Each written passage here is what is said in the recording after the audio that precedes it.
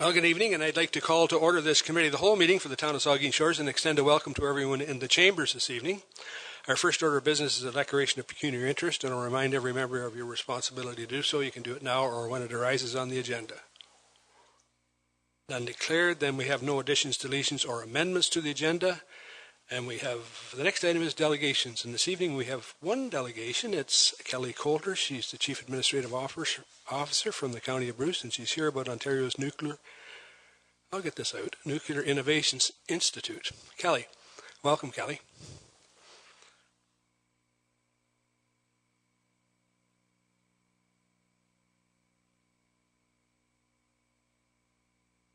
Hey, awesome. But don't hit the red button, right? Thank you, Mr. Mayor. Shall I just proceed and then take any questions? Okay. I appreciate the opportunity to come before Saugeen Shores Council to add a bit more detail and a bit more color to the announcement that occurred on May 16th. May 16th.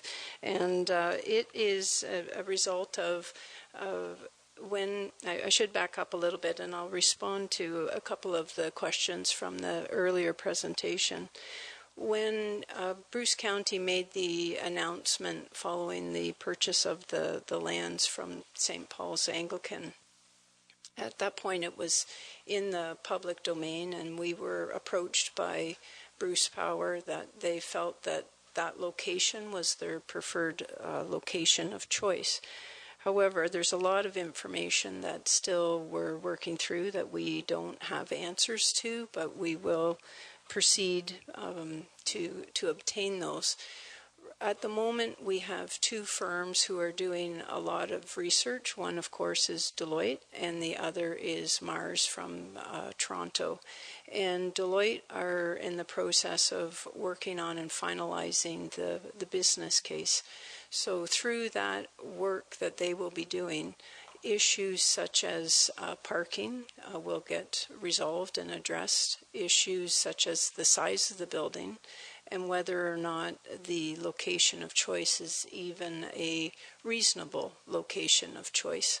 At this point, the size, it can be anywhere from 10,000 square feet up to 40,000 square feet, depending on what the final document and preferred business case suggests. The other element that is really important is all of this is occurring with a plan to include the neighborhood, not only Southampton, but also Port Elgin.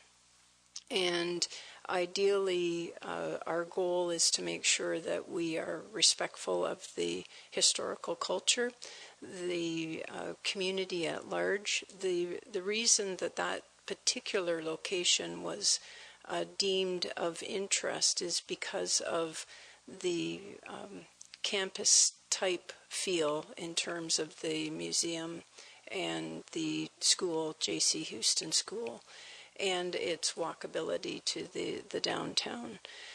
Ultimately, excuse me, I'm struggling with a bit of a cold. Ultimately, this will not replace the archive. That is the primary role for that property, is that we will be building the, thank you. We will be building the archive. That was the primary purpose of the land acquisition, was for the expansion of the archives for the museum. So in the coming weeks, there will be a series of public information sessions. Those information sessions at this point will be scheduled at the museum, and ideally we will hear from many on what the thoughts are for that particular location, as well as the bigger institute itself.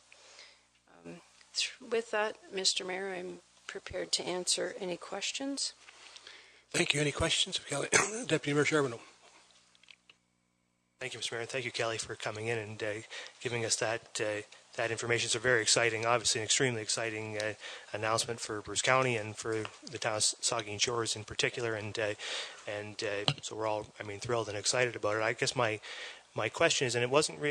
There's a lot of wheels turning and a lot of things yet to fall into place at this point. But I wonder if at this stage, the county or Bruce Power or both of you have an idea, even a ballpark idea of when we might see what you're aiming for a construction start of this facility. When do we expect now to see it under construction? When do we expect to see it up and running? I didn't hear dates around that or any kind of talk about that on the 16th, and I just wonder if we have any information on that front.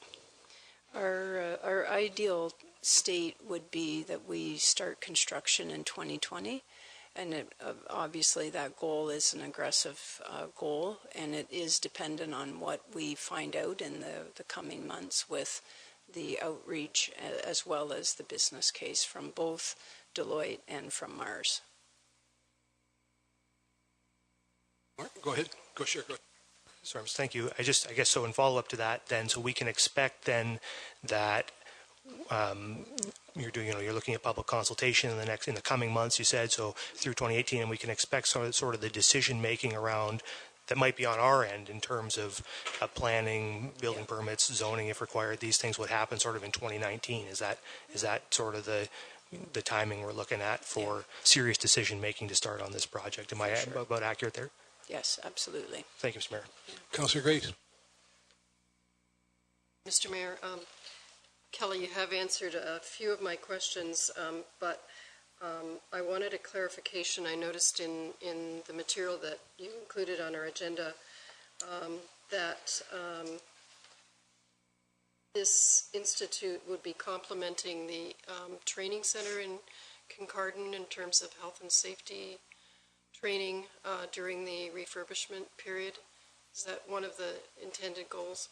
Actually, on the training side, the institute, the goal is to have a skilled trade secretariat. So the actual training, there would not be any physical training occurring in the facility. The role of the secretariat would be making sure that the partners are brought together to facilitate the training that you speak of. So it would not be replicating or duplicating any of the work in Kincardine, and for that matter, what is occurring in Owen Sound in Grey County as well. So just a follow-up then, and I'm sure all of this is information that you're going to be working on when you're doing your planning, but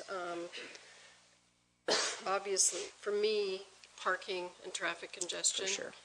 That's a busy corner with the two churches, the museum, the school in particularly, which is vulnerable kids there, the lawn bowling club, the tennis courts, a residential neighborhood, the quiet Fairy Lake setting, the hospital up the block, the fire station down the street. I mean, it is already a very busy intersection. So It is.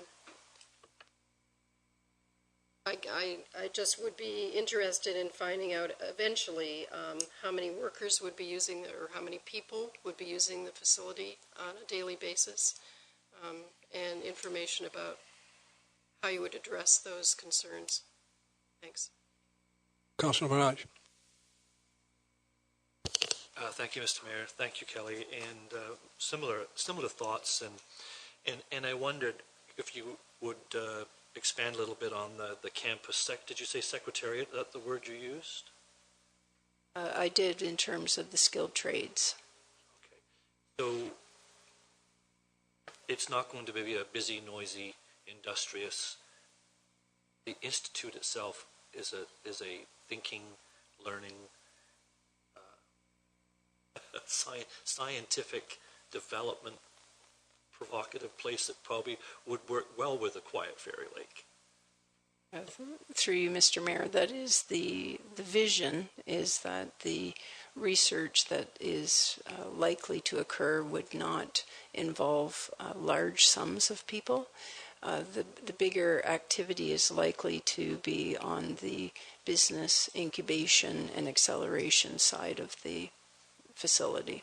Perfect, thank you. So my other thought then, and I like to try to work outside of box thinking is as you probably have heard, maybe you've heard, we're looking at a library in Southampton that is long in age and needs a change.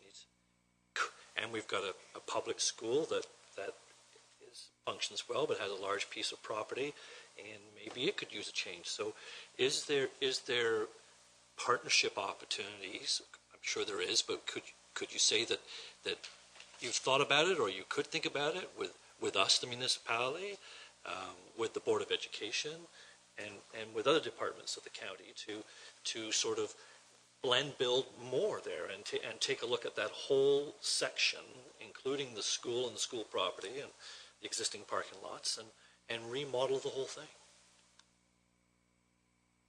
Through you, Mr. Mayor, much of the answers to those questions will occur through the public outreach, as well as with the continued work of Deloitte and Mars. At this point, there isn't really anything that it would prevent all of those items from being considered. We've certainly, from the county side of the partnership, have had conversations with the school board, and I'm confident that Bruce Power would welcome all partners and would consider Saugeen Shores to be a key partner in the eventual build. Further questions? If not, thank you, Kelly. I get to talk to you often at the county, but I do want to recognize that the efforts that you've put into this initiative have come together very, very quickly, and it's a number of different streams, different ideas, and different projects that will hopefully come out of this. I think it's a great opportunity for our community and the county, and I want to thank you for the work that you put into it, and thank you for coming tonight.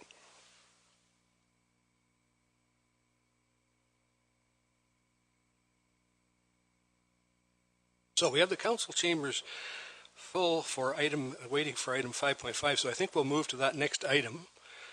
It's a staff report on the YMCA Memorandum of Understanding and presentation. There will be a presentation by Gail Graham, but I believe our Director of Community Services, Jane Jagielewski, will introduce. Oh, David Smith is. I apologize. Thank you very much, Mr. Mayor. Tonight I'm delighted that staff, along with a special guest, will be presenting an option for Council's consideration that moves our community one step closer to the reality of a new recreation complex. Our future success, in all likelihood, requires a partner. And when Council directed staff to find a partner, we naturally thought of the YMCA as the most experienced and successful partner, and we are delighted that our local YMCA was receptive to increasing their presence in our community. For lots of reasons, the Y is a natural partner. The Y has similar partnerships all across the country, but three reasons predominantly stand out. The first being that they have a proven track record of successfully operating community facilities, community hubs. The second reason is their commitment at being a true community partner, and they again have a long track record of doing that and working well with the community and integrating themselves into the community. And our communities is, I say the word our because they are the YMCA of our community, and selfishly their ability to access funding opportunities that might not be open for us. Quite literally, just last Thursday, Gail sent along an email about a potential federal provincial grant program that might be open this fall and that we may not be eligible for as a standalone applicant. Just recently I read about the Stratford Y receiving a significant grant, and there was another community that the Y received some grants. So Jane is going to do a presentation, and she's going to introduce our guest, who will also be speaking. Thank you. Great. Thank you, David. Yes, certainly Council is aware that staff has been working closely with representatives, more specifically Gail Graham from the YMCA, over the last number of months. There was a meeting and a tour designated for Council and senior management, and they were able to participate and answer and have a question and answer opportunity. With me this evening, Gail Graham is here. Gail is the Chief Executive Officer from the YMCA family in Owen Sound. And as I said, we've been working closely, and as David said as well, for an MOU and to get to this point. I remind Council, and for those in the gallery, how we did get here. And on November the 13th, there was a special meeting and discussions in regards to pool. And at that time, Council did direct staff to seek a partnership opportunities to advance a new pool and related amenities. And that staff report back to Council in 2018. And with that report, a preferred partner and level of magnitude the partner wishes to undertake, hence the reason we're here today. Gail is going to conduct a majority of this presentation. We're going to do a bit of a tag team. And to start off, she's going to focus on really the values and the history of the YMCA and how they got to where they are today.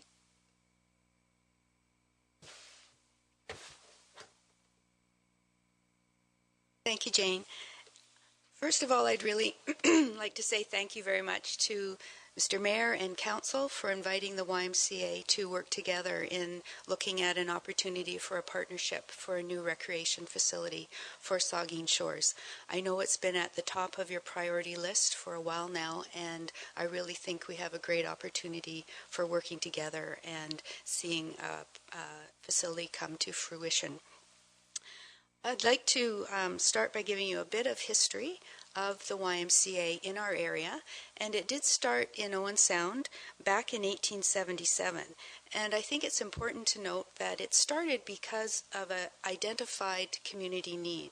The community decided that a YMCA would be important for providing service to the people in that community, and that was the start. The Y is a community-based organization, and it develops based on the needs identified in the community.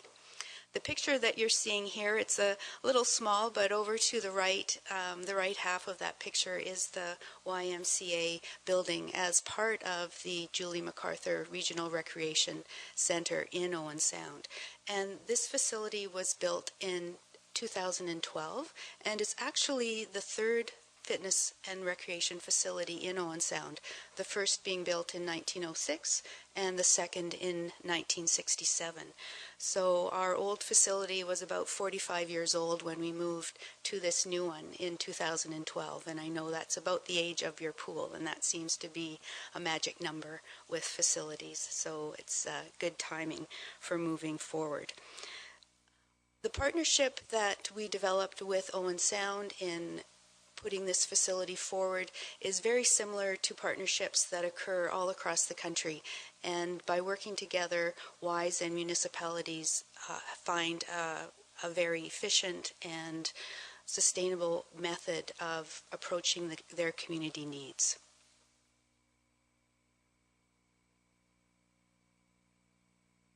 Our legal name is the Owen Sound Family YMCA, but we are known as the YMCA of Grey Bruce because that is the region that we provide our services. So just a little bit of clarification there. Our mission is that the YMCA of Owen Sound Grey Bruce is a charity dedicated to building a caring, healthy community by creating opportunities for all people to achieve personal growth in spirit, mind, and body.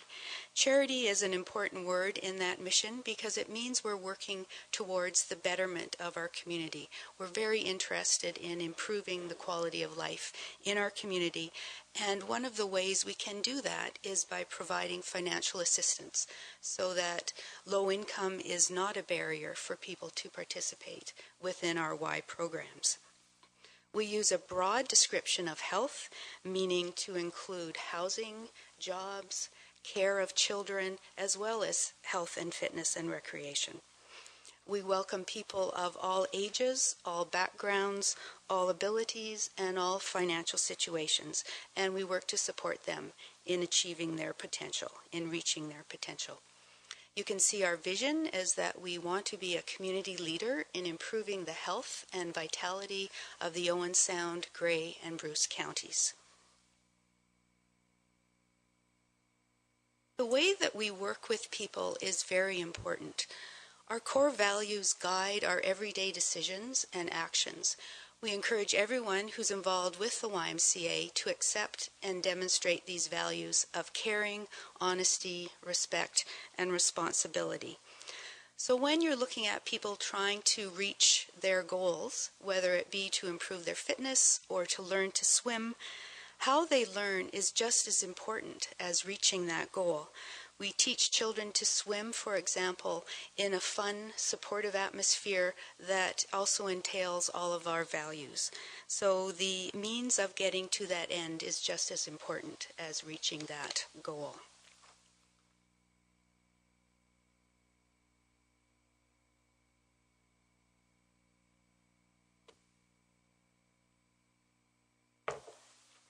I'm afraid that if I use the laser pointer, I might hit someone in the eye, but maybe not. There we go.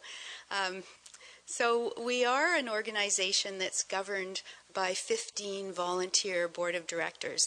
And that's quite unusual because my boss is a board of volunteers. So that really makes a unique partnership between staff and volunteers, and it opens up all sorts of possibilities. We work to provide programs in health, fitness, and aquatics, childcare, as well as community and employment services.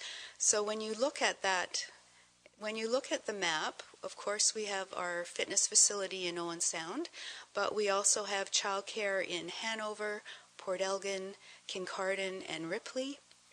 As well, our community and employment offices are located in Owen Sound and Hanover, but our staff travel throughout the two counties providing services. So not only are we providing childcare in 5 preschool centers and 17 before and after school centers, but also our employment services work throughout Grey County, supporting people of all ages in their job hunting activities. And our community initiatives, housing is one that's on the news right now, very important area, as well as our alternative justice programs are supported throughout Grey and Bruce counties. So those are the 3 main areas that we work in. We have a strong national brand because we work in conjunction with YMCAs all across the country, and we have a very strong, recognizable brand. And we receive support from all of those Ys. So even though we are our own independent organization, we work in conjunction with Ys and support each other. The YMCA is a community hub for people of all ages, backgrounds, and abilities to belong and to pursue better health in spirit, mind, and body. The programming that occurs at those facilities reflects the needs of the community in a variety of ways. We work a lot with families and strive to encourage families to come to the Y to participate together. For example, maybe going for a swim or walking on the track, or else participating individually at the same time though, so it's convenient, and a child may be in swim lessons while their parent is working out and still able to have a look and see how they're managing in those lessons. This community hub also provides an avenue for individuals to socialize and learn, so it nurtures as well the spirit and the mind, as well as working with the body. The community hub in Owen Sound, oops, I probably hit something I should have. There we go, it's gone. Is a full facility and provides a wide variety of activities. So you can see in the top left is the aquatic center. What you're looking at right now is an 8-lane, 25-meter pool. At the far end is a warm water leisure pool. There's also a conditioning center and a gymnasium for sports such as pickleball, basketball, and children's programs, a walking, running track, cycle and fitness studio, and of course meeting rooms and change rooms. So a full facility would increase the numbers of people who are involved at the Y and certainly help as we're working to generate the income to support the expenses.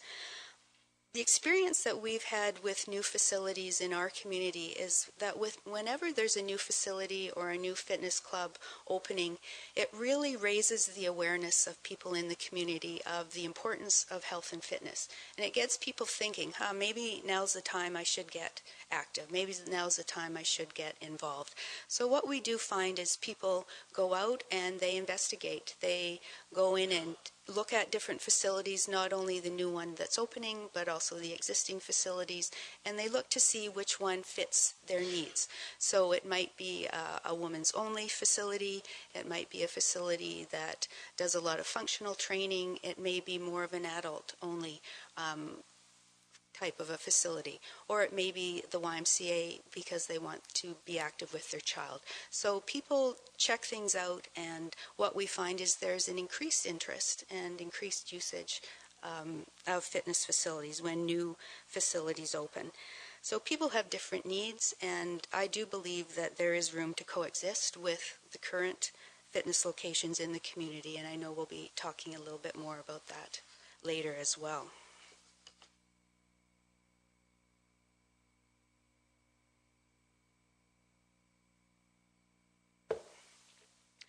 The YMCA membership is inclusive. Everyone can join, and I think that's really important. It's inclusive. It's the most economical way to participate, and it also encourages a commitment to health.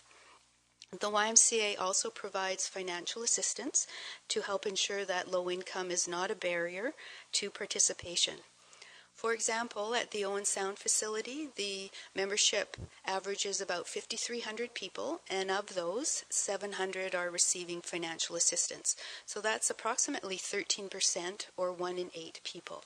And you wouldn't know. Everything is confidential, and everyone participates together, and it's a very welcoming, integrated experience. The other thing is being a Y member means that you're welcomed at YMCAs all across Canada, so your membership can be used when you travel to other locations.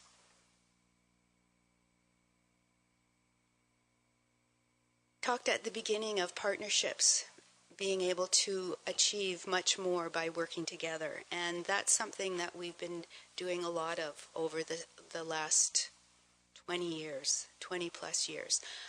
The City of Owen Sound, of course, has been our major partner with the new Health, Fitness and Aquatics facility in Owen Sound. The Township of Georgian Bluffs as well was very supportive of the Aquatic Center of that new facility.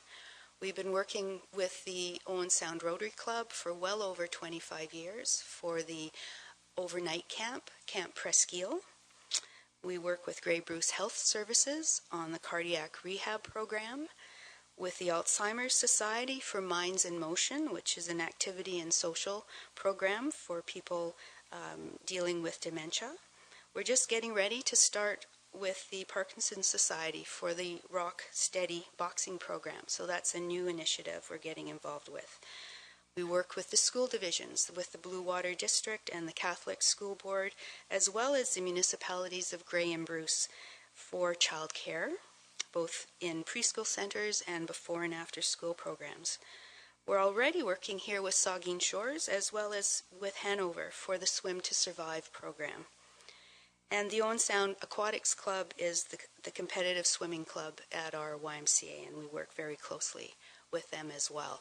So all of these programs are in place because we have been able to partner and work together.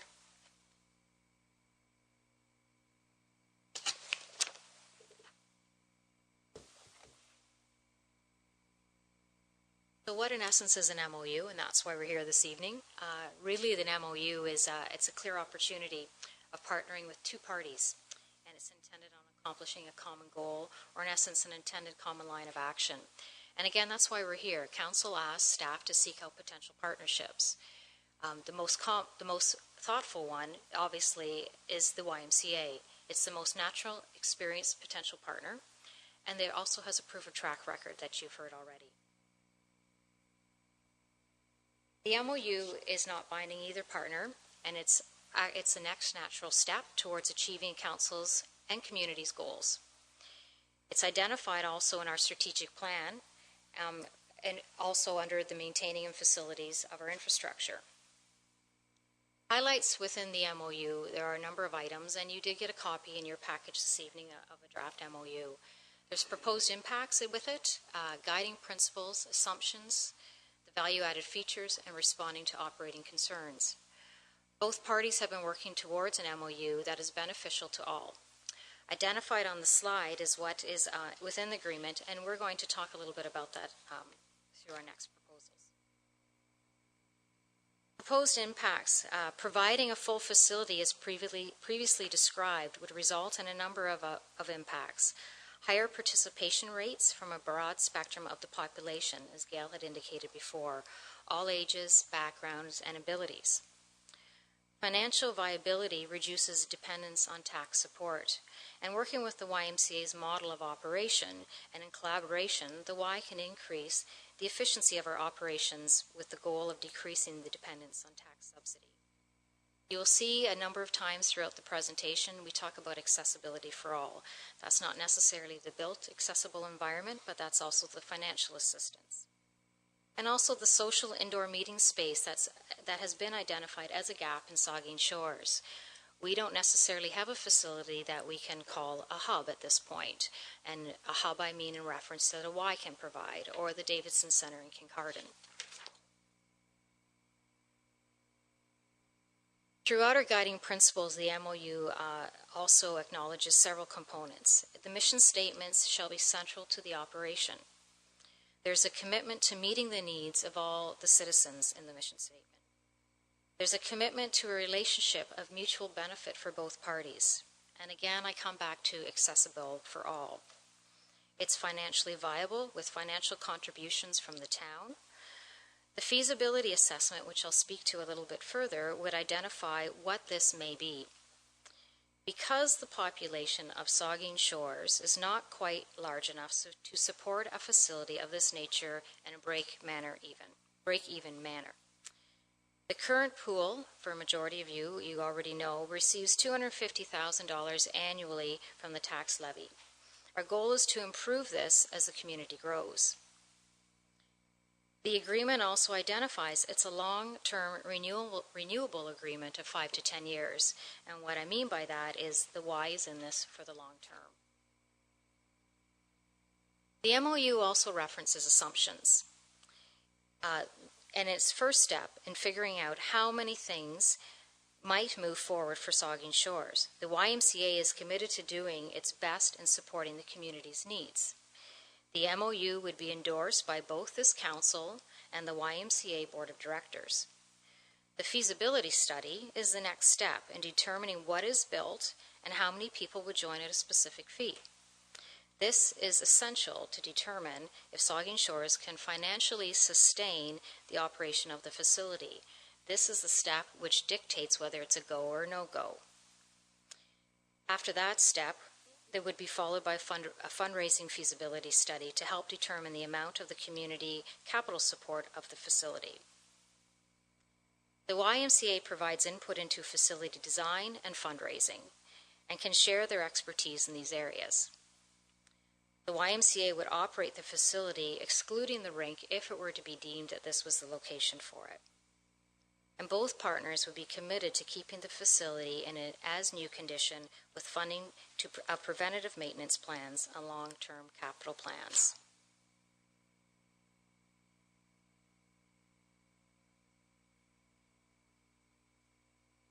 Here's the tag team part. I'll talk a little bit about some value-added features from the YMCA. And the first is an all-inclusive membership model. So what we mean is that when you pay a membership fee, basically everything is included. So if you want to take swim lessons or take a fitness class, go to an educational program, take an individual conditioning, preschool youth programs, activity drop-ins, those are all included. And that is the membership model that we find is the most successful and works the best for keeping people engaged and working out on a regular basis. Some activity programs, for example, personal training, may have an additional fee, but pretty well everything is included in this membership model. The programming is value-based. It covers or it incorporates all of our Y values of caring, honesty, respect, and responsibility, as well as having fun. So it's a very supportive atmosphere.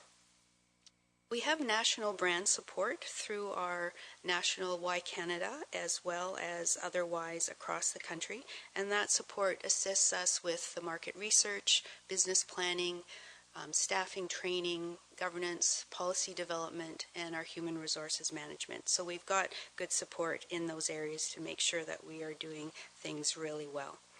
As well, there's other programs in our community that can come into play as deemed necessary. Some of them are already in play, such as housing support, childcare. Those are already in this community. And as well, we work to be as affordable as possible, and that is key. We're working for the best interests of the community and reinvesting in that community. So affordability is a key value for us.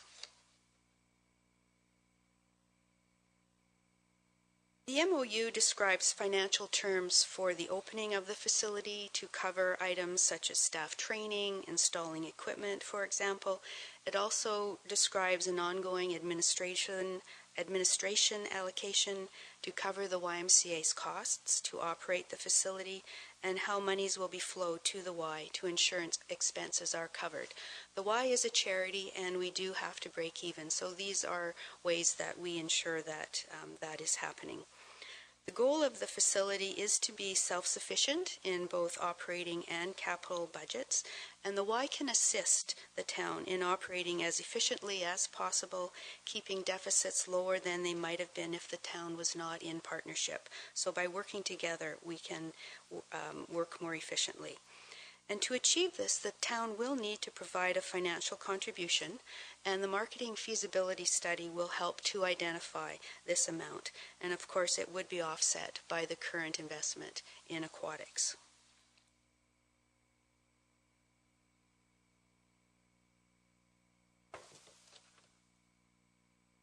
So really, why support this facility? And there's a number of reasons why. Obviously, it replaces an aging aquatic facility. 3 years ago, we cut the ribbon for a 40-year-old facility of the Aquatic Center. Many of you were there that evening. It also supports healthy living, and as Gail identified previously, for individuals who are in the mode of readiness to become physically active, this certainly assists them by taking a look at the market to see what facilities are available to provide opportunities for healthy living. As I said before, it's a community focal point or a community hub. It's accessible for all, and you'll hear us say, you've heard us say that several times throughout this presentation. It's an economic stimulus and jobs. I can tell you in Owen Sound there's 80 staff that work there. 25 of them are full-time and 56 are part-time. And many of those are long-term employees, 5, 10, 15, up to 25 years working with the YMCA. It supports economic growth of other businesses within the community. We can tell you it's sustainable. It has that track record. There's efficiencies with supporting this facility through operating and cross-programmable opportunities. And it's certainly, to support this facility, it proves that we are prepared for potential funding support. I'd like to applaud the individuals, Anne and Frank, for speaking today and certainly expressing their concerns. And that's healthy conversations that obviously we have to have, and we have to continue to have those. There are community concerns right now when we talk about why, and those certainly need to be addressed. Competition certainly brings, for new facilities, increased interest in health and fitness and getting more people active. The YMCA coexists with several fitness facilities in Owen Sound, and each develops their own following. That might be CrossFit, women's only, fitness classes, personal training. There is healthy competition that keeps all doing their best. The Y provides different programs than other clubs can do, as well as financial assistance. Since the time the Y opened up in Owen Sound, the new facility, 3 new clubs have formed in Owen Sound as well. It's important to note, though, too, that the Y really caters to a family unit and encourages families to participate together. Not everyone wishes to exercise in a facility that is open and accessible to all ages, and some prefer the type of facility that can accommodate only an adult setting. Many customers already patronizing facilities in Saugeen Shores will continue to do so if a YMCA is constructed. This will be for several reasons. They prefer the level of service they are receiving. They favor an adult setting. They have loyalties to the establishment, and they are content with the service they are already receiving. It's also important to note that the affordability with the YMCA that fundraises so that it can offer financial assistance to ensure finances are not a barrier to participation. The YMCA will continue to operate as efficiently as possible, keeping fees reasonably as possible. The YMCA also may be eligible for some grants that municipalities are not able to. I want to talk a little bit about the feasibility assessment that we've referred to as well throughout the presentation. If the MOU is approved this evening, then staff would like to proceed with the feasibility assessment. Through a community consultation process, the study will determine what services the community needs and what they're willing to pay for. It's important to note that in Owen Sound's case, the first feasibility study identified that the interest was not there in Owen Sound, and it was shelved for 7 years before another feasibility study was commenced. The Y then worked to improve the conditions and embarked on another study, which they later moved ahead with. The feasibility study, as I said before, really is the spot where we decide whether we go or we don't go. So next steps, and you've got the report this evening with the recommendation, and I'll read it for those that are in the gallery as well. But that what we're looking for from Council this evening is that Council approves a memorandum of understanding to proceed with the YMCA, and that Council directs staff to proceed with the request for proposals to hire a consultant for the completion of a feasibility study for a recreational facility. The one thing we didn't announce in our presentation too is that the Y has generously offered a family day, an opportunity for people from Saugeen Shores to participate in some of the activities that they have at the Y on June 24th. And after this evening, it's still our intention to proceed with that, a free day to try the pool, the gym, the walking track, all the amenities that they have. Thank you. Thank you, Jane. There is a recommendation, but I suspect there's going to be a fair amount of discussion around this, so we'll take that discussion and then I'll read the recommendation. So any questions or comments and discussion? I'll start with Councillor Grace. Thank you, Mr. Mayor. My first question is for Gail. Do you know what percentage of your clientele use only the fitness facilities? In relation to the pool or the gym? Is there any way of breaking that down? We don't actually track because once people go into the facility, they're using all different areas.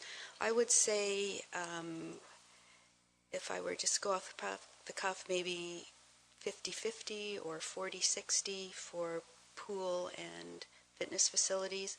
It really varies. So 40% pool, 60% fitness? Maybe.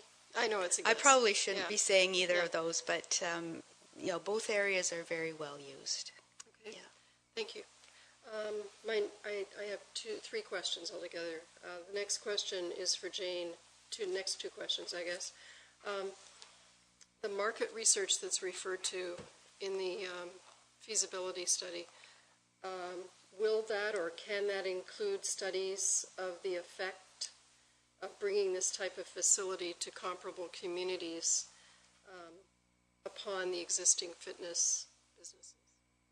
We have the luxury of asking whatever we want to ask in a feasibility study, and if those are some individual questions that Council would prefer that we do ask, then certainly we do have that flexibility to decide. Really what a feasibility study is, though, and I want to be clear on this, is that it's an opportunity to decide whether or not we can afford a pool based on the amenities, what the community wants as well. So if it's a 6-lane, if it's a 5-lane, it's a full gym. Those are all questions, too, that we'll be looking at a feasibility study and our existing market out there as well. Okay, so my last question. So this feasibility study would be looking at all options, not just the Y model? The feasibility. Would it be looking at like just a pool and a walking track? What we're asking for this evening is a Y model. A feasibility study can be open to whatever we ask, as I said before. But this evening, what we're preferring is as the Y model is presented tonight. So would you bring the terms of reference for the feasibility study back to Council? Is that your intent, Jane? Certainly. Yes. Councillor Mike Matt. Thank you, Mr. Mayor. I'm just wondering, through you to Gail, and thank you for the presentation. So with the feasibility study, will there be information provided at the end of that feasibility study in terms of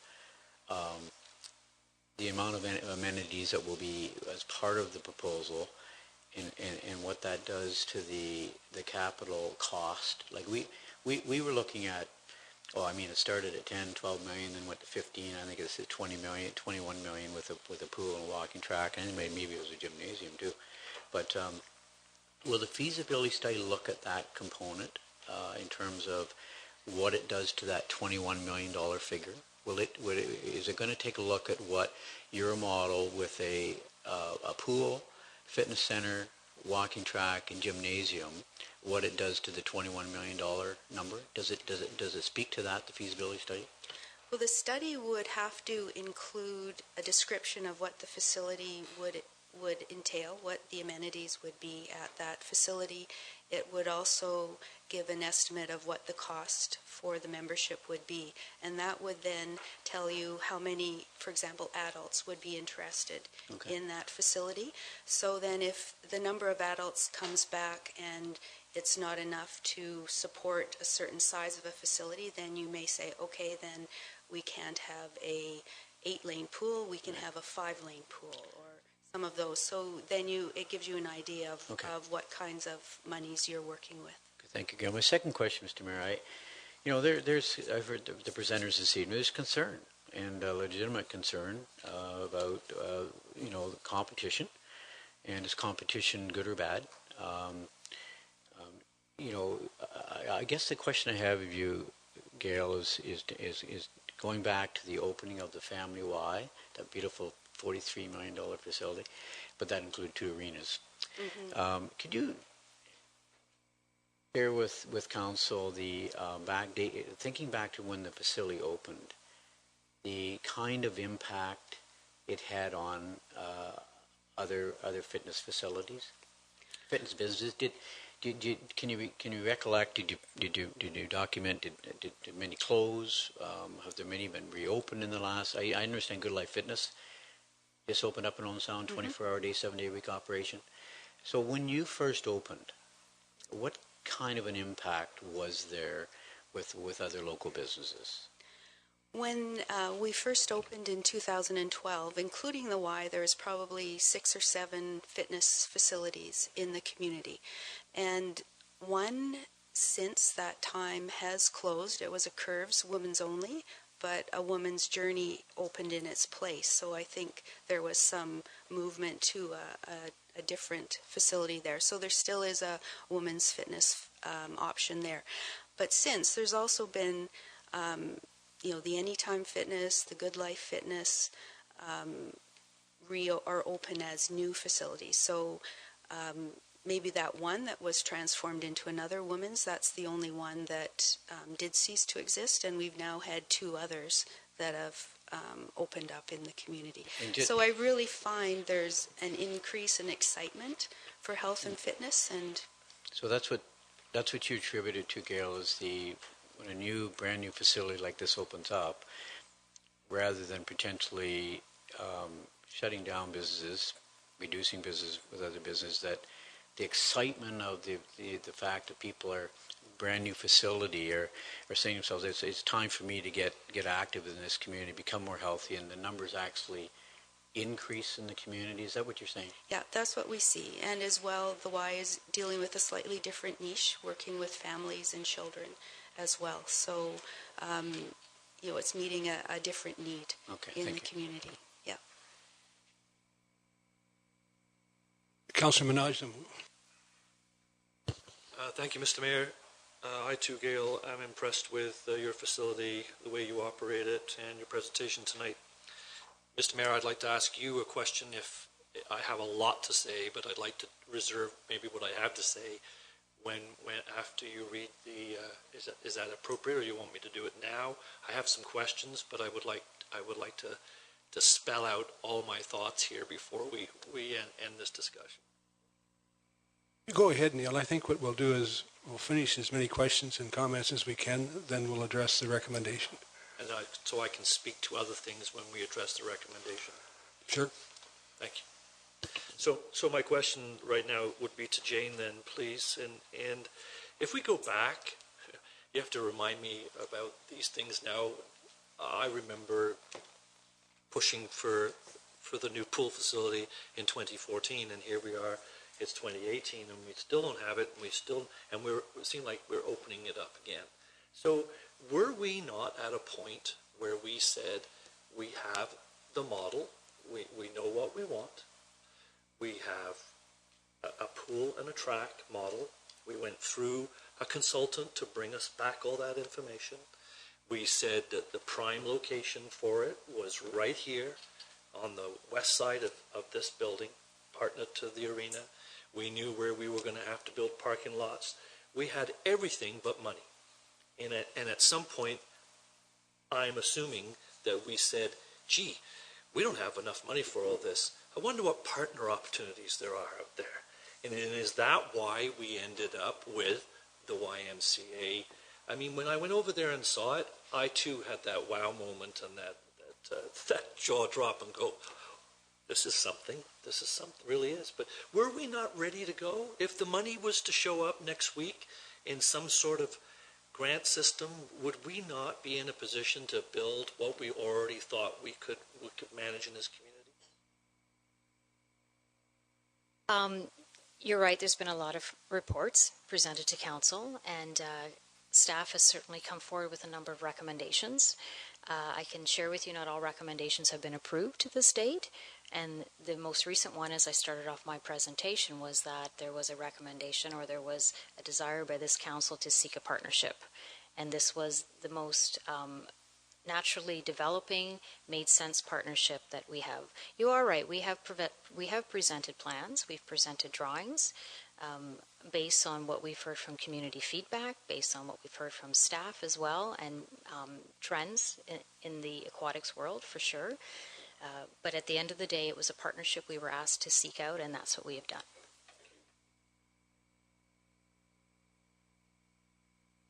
Thank you. Like I said, when you get to the part where I would like to say quite a bit more than I've just said. I asked a question. I've got lots that I want to engage in conversation. Thank you. Vice Deputy Mayor Huber. Thank you, Mr. Mayor.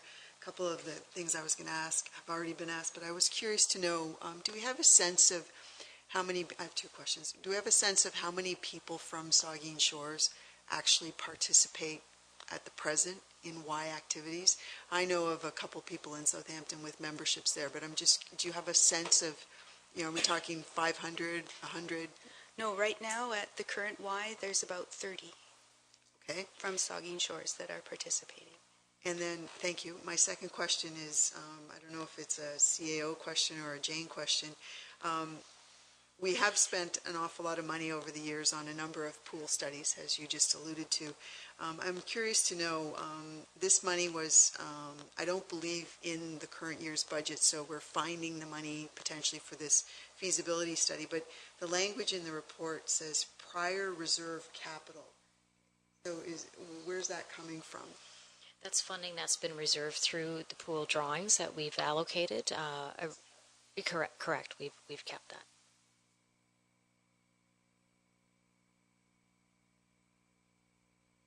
Councillor Dave Mayette. Thank you, Mr. Mayor, and once again through you.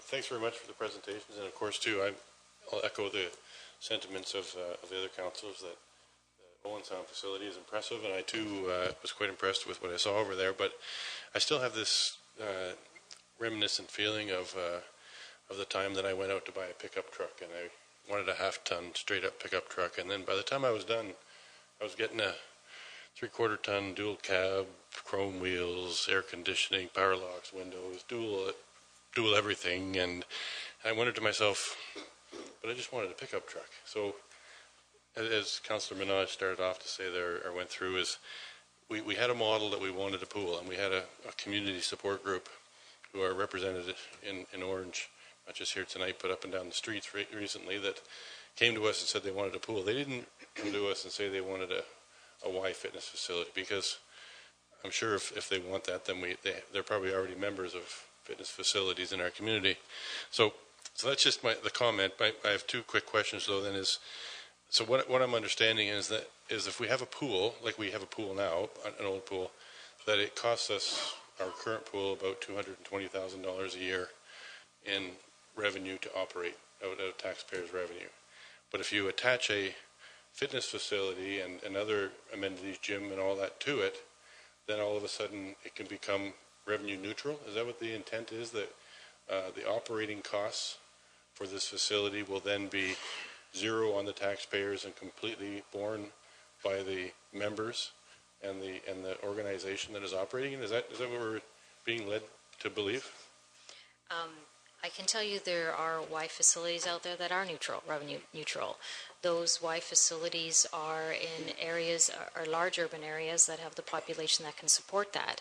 And they had conducted a feasibility study that was bang on. We unfortunately don't have the population base that can support a revenue neutral facility today. But that's certainly our long-term goal.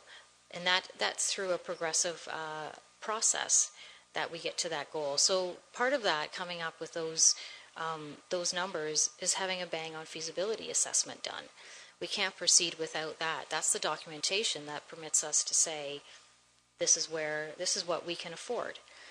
As our population continues to grow and as more members continue using a facility such as that, obviously the usage of the tax base decreases and will continue to decrease each year. The more users the more revenue neutral it becomes. Okay, I understand that. And just a second question then is, when the resolution was passed for directing staff to go out and seek partnerships, were there any other organizations that were invited to submit proposals or engage in partnership discussions, other than the Y? No, it was only the Y, and again, we approached the Y because of the track record. I can also say there's not a lot of potential partnerships in rural Ontario for building facilities and managing facilities, but it made a natural, smart choice to go with the Y, again, based on their track record and what we see happening in other communities that have Ys as well. I see.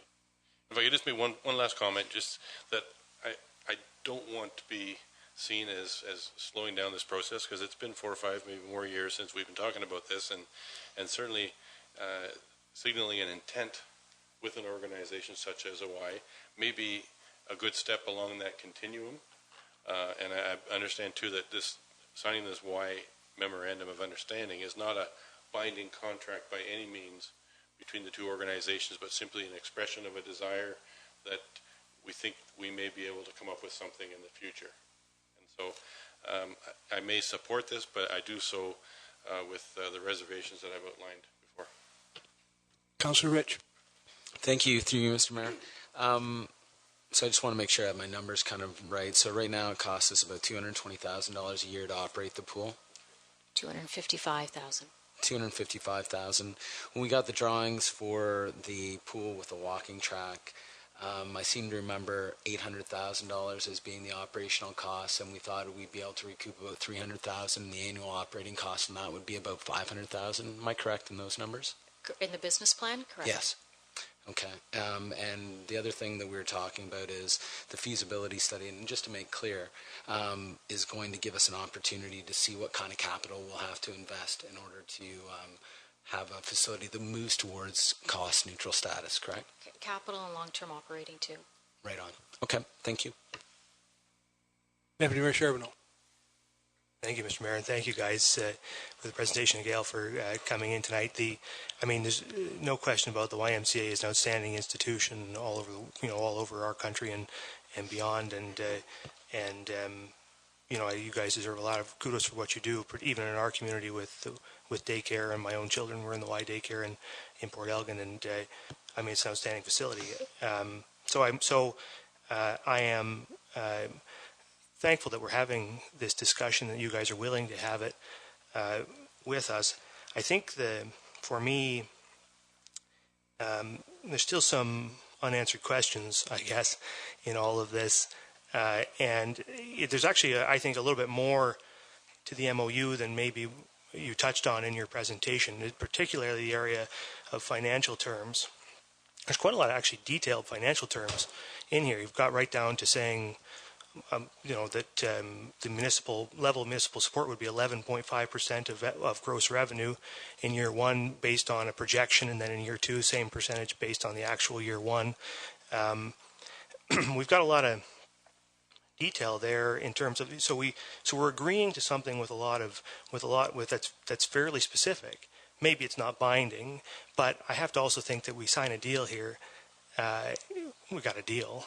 I mean, we can't go back in 5 or 6 years. We go to build this building and say, well, we're only going to pay you 6%, right? I mean, 11.5 is what we signed up for, and we don't know a lot yet about, for example, Councillor Rich rightly just pointed out what our current projections are in terms of operating costs, $500,000 for the building that we're thinking about, that we have drawings for, and we have no idea really. We don't know what building the YMCA needs to satisfy its needs, its operating model. So we don't know what its operating costs would be, and so we don't know whether it might actually cost us more than it does right now, or more than $500,000. Even with the 11.5% may turn out to be more than $500,000, right? We don't know. We don't have that information as of yet, and so I just kind of wonder. And I guess my question would be, I would really like to see this feasibility study. I'd like to see it. But I'd like to know, this, and it should be a feasibility study focused on what it's going to take to make the Y model work in Saugeen Shores, right? How many members do you need to break even, and plus the municipal thing? What facility do you require? Break it down. It's a business case, basically. Here's what it's going to take, and that would answer a lot of my questions. And so I just kind of wonder if we could have a simpler MOU, basically, an MOU that says what we agree to do. Our common line of action was a word you used, and that's what an MOU is. It's a good way to describe it. Our common line of action is going to be to figure out whether a YMCA model works in Saugeen Shores or not through a feasibility study, period. And so I guess my question is, would the YMCA, would the town's administration be open to us proceeding with the feasibility study and then deferring action on the MOU until we get it back? And then we're still proceeding with the feasibility study. We look at all of the questions, perhaps the questions that Councillor Grace has raised, others have raised, which are important questions. And we can come back and then answer some of these questions and decide whether we should move forward together or not, which is what we've been talking about. And I think that, and it's not, what I'm saying here is not to diminish the work you've already done, because I think you've done good work in getting to this point and having these discussions and bringing it to this point. And I think we could proceed farther, but we need to, for me to agree to an MOU, I would like answers to some of those questions first. And I just think that's reasonable. So I wonder, do you think it's reasonable too?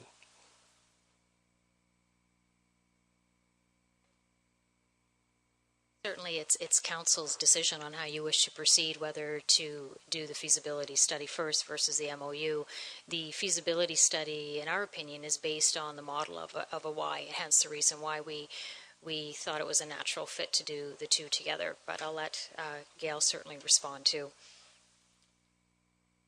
In putting together the MOU, we tried to provide some details so that there would be some understanding. So, currently when we work, we have about, when we look at our administration costs, they are at about 11.5%. So that's why that's included. So it's a way to help council understand that the Y has to cover its costs in getting involved with this project.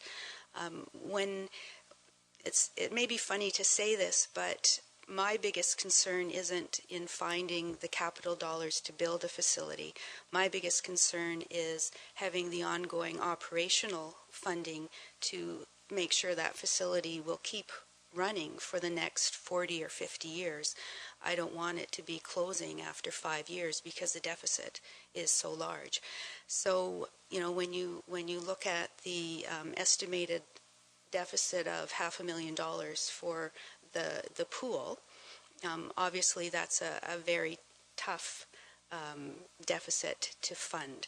So in working with the Y, we would be looking at developing a facility that would be as efficient and have as small a deficit as possible based on what the interest and level of membership would support. So we would be working with the town to say, okay, here's the information that's come from the feasibility study. Now we have to say, okay, what type of a facility, what size of a facility does that support? How many members does it support, and how can we go forward on it? So this really, an MOU is just the first step to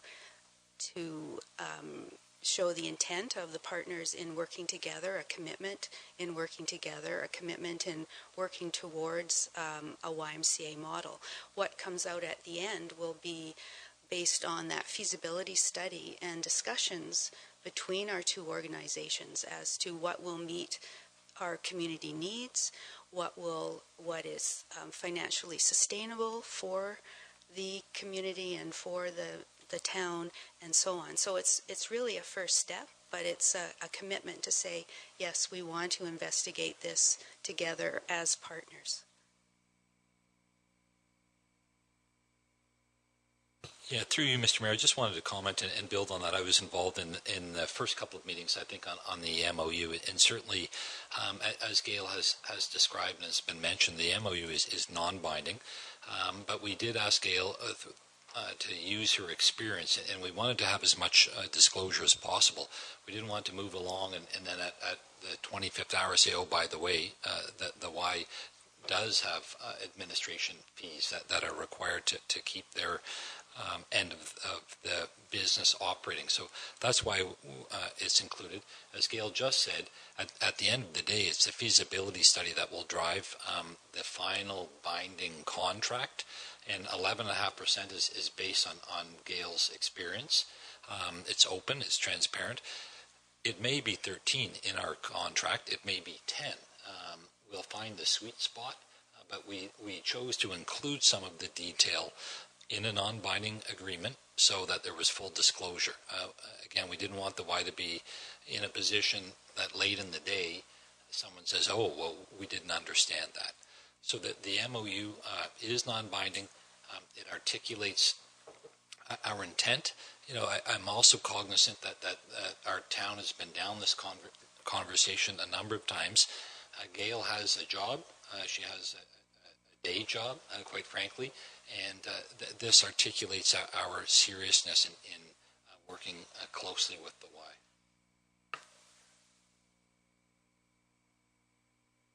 If I ask just one more question, I was referring back to the 2010 Monteith Brown Planning Phase 2 study, and it is $521,000 per year net operating costs net for a new standalone facility. So, you know, over 20 years, that's about $10 million. If we went with the Y model, and if we blew the lid off this thing and we got the number of members that were required to break even, because Gail, you're like with charitable status, you're mandated to. You have to operate. You can't operate at a loss. So to not operate a loss, you get it one of two. Well, with Family Y, there's no municipal contribution from the city of Lone Town, correct? But with here, that 521,000 standalone number I picked out of the Monteith report, you know, the number of memberships required if we blew the lid off of it, we could quite conceivably get to zero. Could, I say. I mean, anything's possible, but not likely, correct? It's going to take a few years to ever get to that number. I mean, where our population is growing, we're 14,300, we're to go to 18,000 by 2027, 28. So the numbers are growing. And so when I see that 521,000, you know, $10 million over 20 years, potentially in savings, that's if we meet membership targets. That's all dependent on the number of people that take memberships, you know, with Y, correct? So, yeah. So I mean, when we talk about a $250,000 deficit today, Jane, you know, with a standalone facility, that number is really 521. The number is a lot higher than that. So, Gail, the question is, I guess, you know, with past experience with other Ys in the province, I mean, is it attainable? Like, is there possibility we could get to that magical number where we could reduce a $521,000 deficit? I know it's a difficult question, but with our numbers growing, and based on what other numbers they have in other communities, like Goderich has 2,800 members, Petrolia has 4,000, population 7,600. So you have 5,200 members? 5,300, yeah. So I guess anything's possible, I suppose. I think the CAO would like to speak to that first, Mike, and then we'll get you. Yeah, through you, Mr. Mayor, is fair questions, but I think those are questions that the feasibility study is intended to answer. That process, again, I don't want Gail to be put on a spot that in a year we may come back. The feasibility study will answer those questions on the number of citizens that are interested, how much they'll pay. They'll do the business model, and then I will come back to council. And quite frankly, it's a partnership. So the Y has to go through their process with their board and get approval to make sure that they're not jeopardizing their business. Councilor Minaj. Maybe, Mr. Mayor, I'll take this opportunity just to ramble on now and not wait till later, seeing as it's everybody's really digging into this. So, with your permission, thank you. So, for me, it's along the lines of the deputy mayor. Is that we've come this far, and we certainly aren't going to. This council isn't going to make the financial decision on whether or not we're going to build this facility, or whether we're really concerned about the operating deficit. The operating deficit will be what the operating deficit is. We've got good staff that have worked really hard to keep those deficits low. We all know that a pool and an arena are lost entities as far as making them break even. And Gail's model is clearly one that can shed some light on that and maybe change that narrative. So I'm in favor, and I'll explain why. If Luke would, if we can get to a point tonight where it says maybe we should at least defer any decision on an MOU tonight, and explore the opportunity for the feasibility study that would support bringing an MOU back in 4 weeks, 6 weeks. I don't know how fast these things can take place.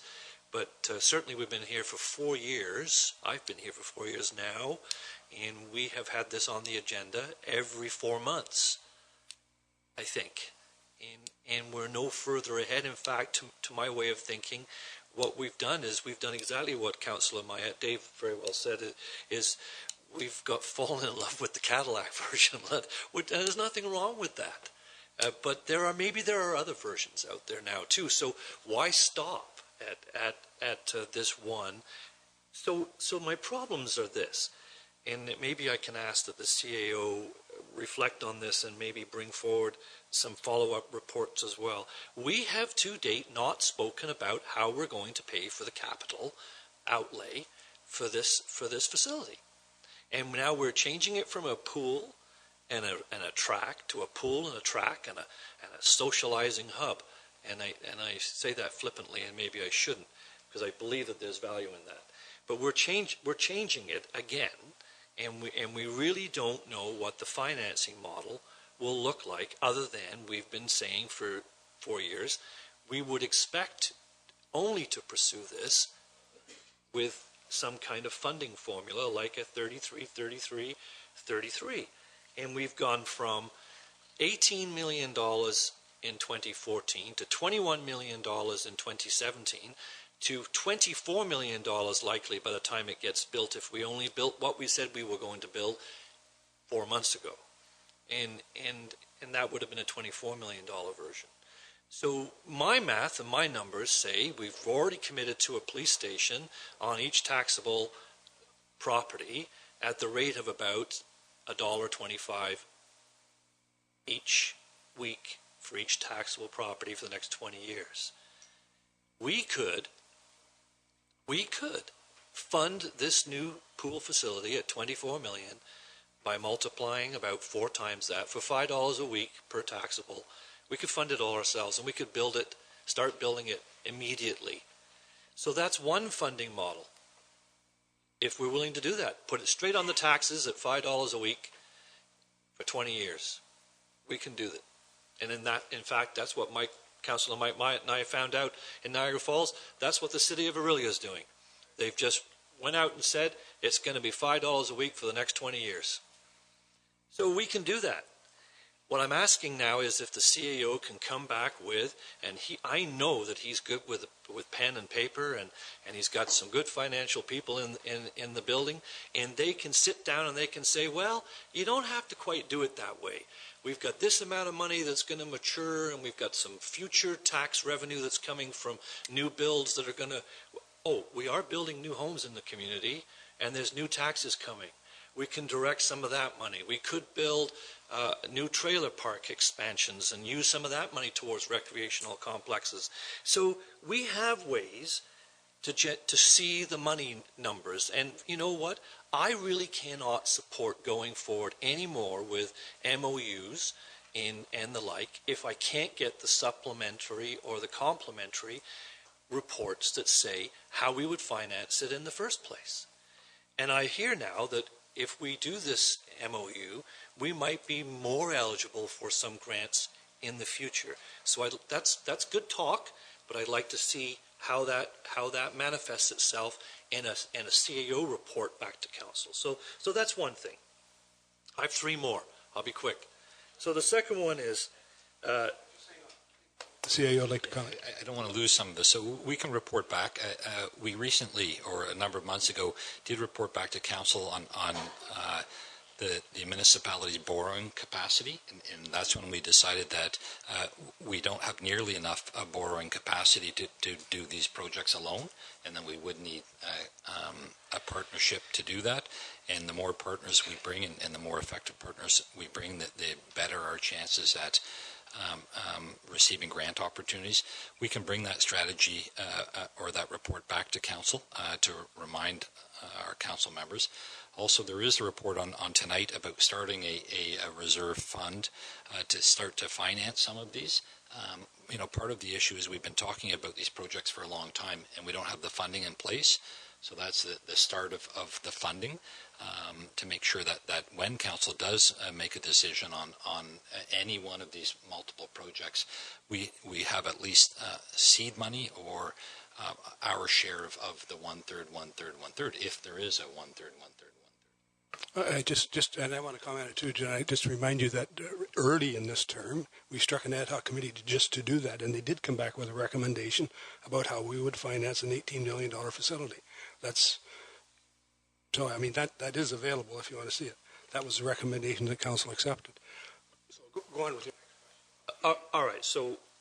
But it doesn't explain how much money we think that the municipality should kick in, and whether we would go all the way or whether we could go all the way with borrowing issues. We might have to wait 4 years. I think the CAO might explain that if we waited 4 years, we would then have the borrowing capacity to be able to put our share in. So that kind of document, an upgraded document, Mr. Mayor, would be appreciated. So the next one is location, and I just can't get there. But I'm phased out anyway, so I'm 6 months from now, it doesn't matter. But I will speak as long as I can about location, and I believe the location should be here. And I've said that from day one, and I would like to reiterate that. So this MOU didn't say that. It said, we'll see where the location might best be and why. So it's opening that up again, and I wasn't really supportive of that. The other two are, Who's your next thought, and the CAO would like to... I just wanted to comment that the location was purposely kept vague. The last time we came to council looking for definitive direction on location, we didn't receive approval on definitive location, so we're just following council's direction on that matter. Every report that we've received from consultants has specified this location as the primary location. But we expect during the feasibility study there will be some questioning. As Jane quite aptly mentioned, we can build in whatever questions we want, so we can gauge citizens' interest in related amenities or willingness to drive. There's lots of different options we can put in to help solidify that decision. in response to that, and I make mistakes, and I know I do. I clearly remember that we had that discussion. We accepted the report. So that's the old adage: we accept a report from a consultant, but we don't approve it. And we accepted it, and it said the location should be here. Just move on, Neil. Move on to your next question, please. Okay, so the next comment is with regards to staff. And I would clearly like to see more discussion about the staffing model, about how our staff would integrate into positions in a YMOU, and if they can, and if they will, or whether we need a third party to reflect on that and give us some options. I would like to see, and I said it before at this table, that there's some sort of protection mechanism, that we don't just throw all of our staff under the bus into this model. And the last comment I'd like to make is with respect to our business community. And I sympathize with them all the years that they've been in the practice of providing fitness institutions for our good use. And sure, we could have said to them, and at some point I believe we did, we'd like a model for our families and our children, and over time those did sort of falter and peter away, and maybe they're more exclusive adult environments today than they were back when they first opened, but open they did. And I clearly remember being on council when rec directors said, we shouldn't be in the business of the up-and-coming recreational and fitness institutions, because the private sector can do that quite admirably, and we don't want to get into it because it's going to cost us extra money and extra facilities we don't have. Gymnasium space was always an issue. So I would ask if there's an option for the CAO or Jane to come back with any kind of option that says how we could soften the blow. If we and I really take some exception to the Y and their caring, honesty, and their responsibility core values, when at the next breath they say there will be casualties. When we build our big, beautiful place, other people are going to lose their businesses. And I think that we can do better than that here in Saugeen Shores. And I would like to think that the CAO can come back with some kind of compensatory plan, maybe a community improvement plan that addresses the needs of our business partners in the town today. Thank you. Thank you. Do you want to speak to that? No, thanks. Vice Deputy Mayor Hubert, and then I think we're going to get to the recommendation. Thank you, Mr. Mayor. It was just mentioned about how at the beginning of this term of council we said some more things about the pool. Well, I believe it was my very first term on council, which was 3 terms ago, when we were already talking about pool situations there. And I've been critical along the way.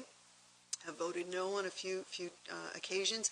This idea of a partnership with the Y was talked about an awfully long time ago. And I believe that had we sort of initiated something then, we'd be a little bit further along perhaps now. I don't see any reason to separate the 2 items on the report tonight, because I do believe that the feasibility study, whatever it's marketing, it's fundraising, it's all kinds of things.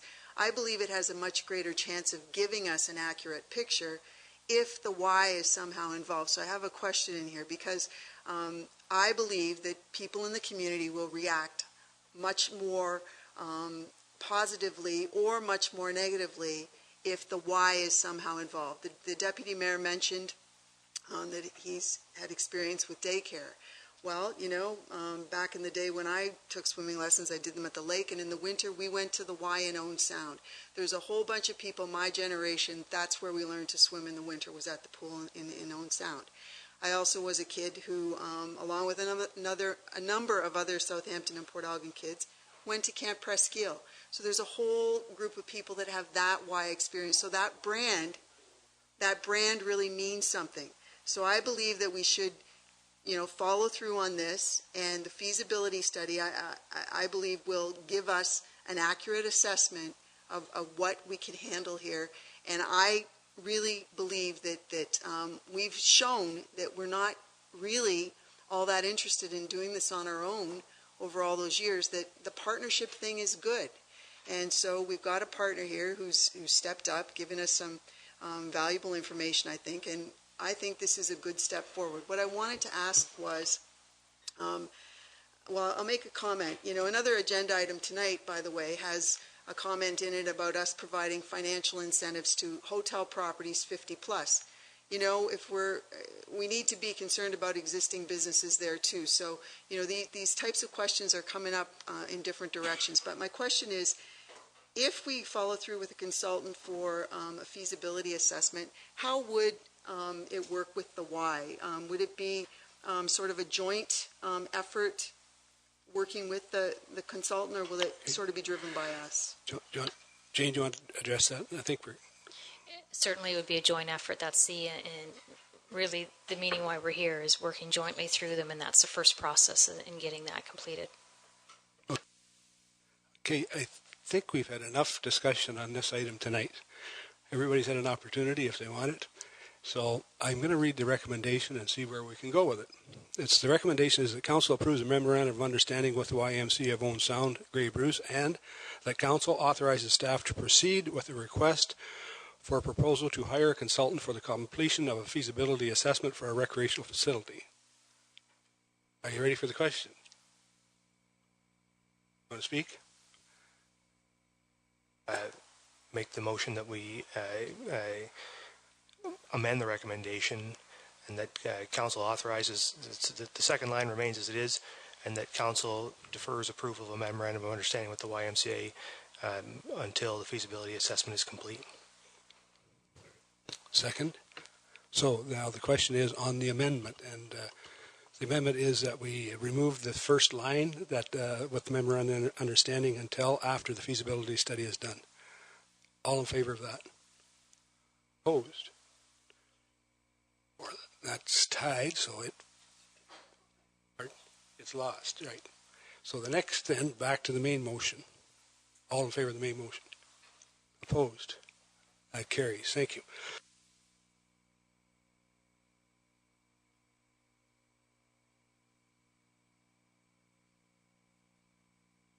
Is a staff report, and it has to do with the discretionary reserve fund, and our CAO David Smith will present.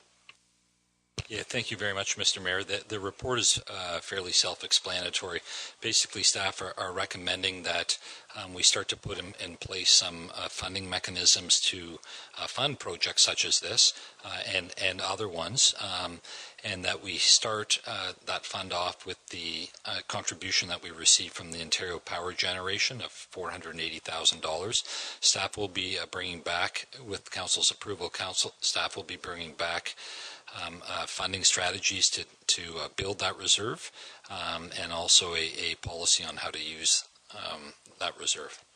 Thank you. So the recommendation is that Council approves the creation of an additional discretionary reserve fund to be named to support the design and construction of a specific future community facilities as identified by Council, excuse me, and that the recent contribution received from Ontario Power Generation in the amount of $480,338 be deposited in this reserve, that future OPG contributions be directed to the reserve, and that staff develop future funding strategies to build this reserve, and that staff develop a policy to use funds from this reserve for Council's approval. Any questions? Councillor Mike Matt. It's more of a comment, Mr. Mayor, and I just wanted to commend you, David, as our CEO. I think that this development of a discretionary reserve fund is a great thing. I mean, I take a look at projects that have in your report you stated, like the Southampton Town Hall. Library project is on the horizon. We've got a pool rec center on the horizon, and several other projects. So, you know, this is a good start towards developing a fund to help fund those projects over the next 5-10 years. And so I just wanted to commend you for being creative, and I think this is a great use of funds to set up this discretionary reserve fund. Thank you. Okay, Vice Deputy Huber. Just a question: is this in addition to the other new reserve fund we were talking about during the budget process, or is this the creation of that fund as well? Through you, Mr. Mayor, this is the creation of that fund.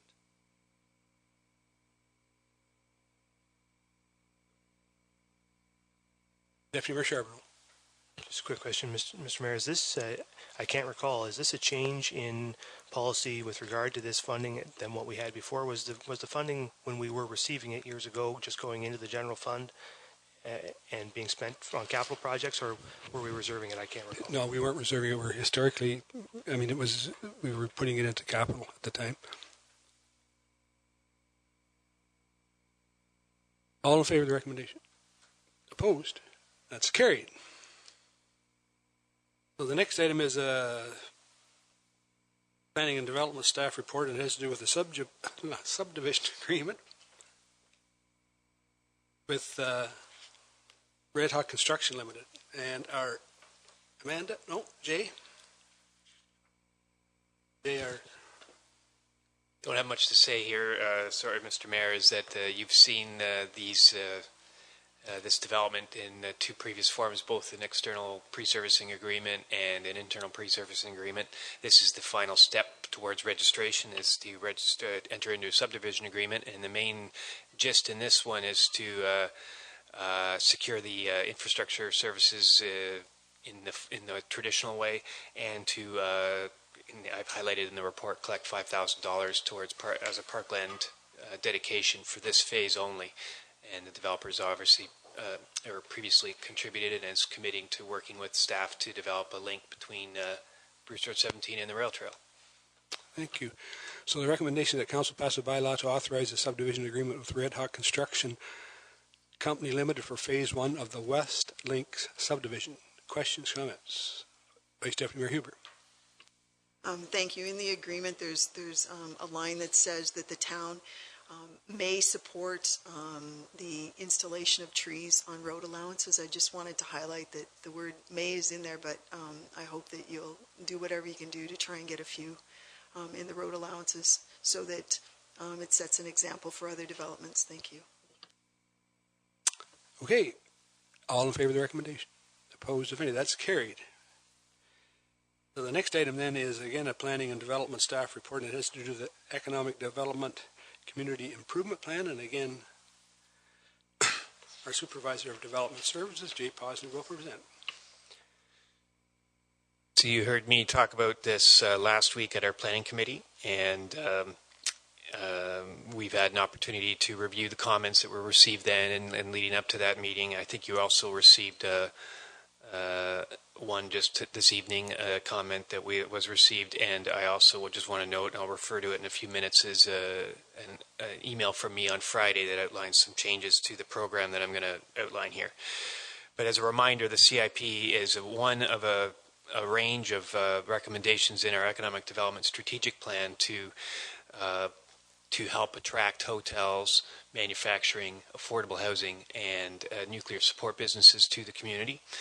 And that the CIP contains specific policy to provide financial incentives for development charges relief, for local improvement costs, for property tax relief, and for other municipal fees such as building permit or landfill tipping fees.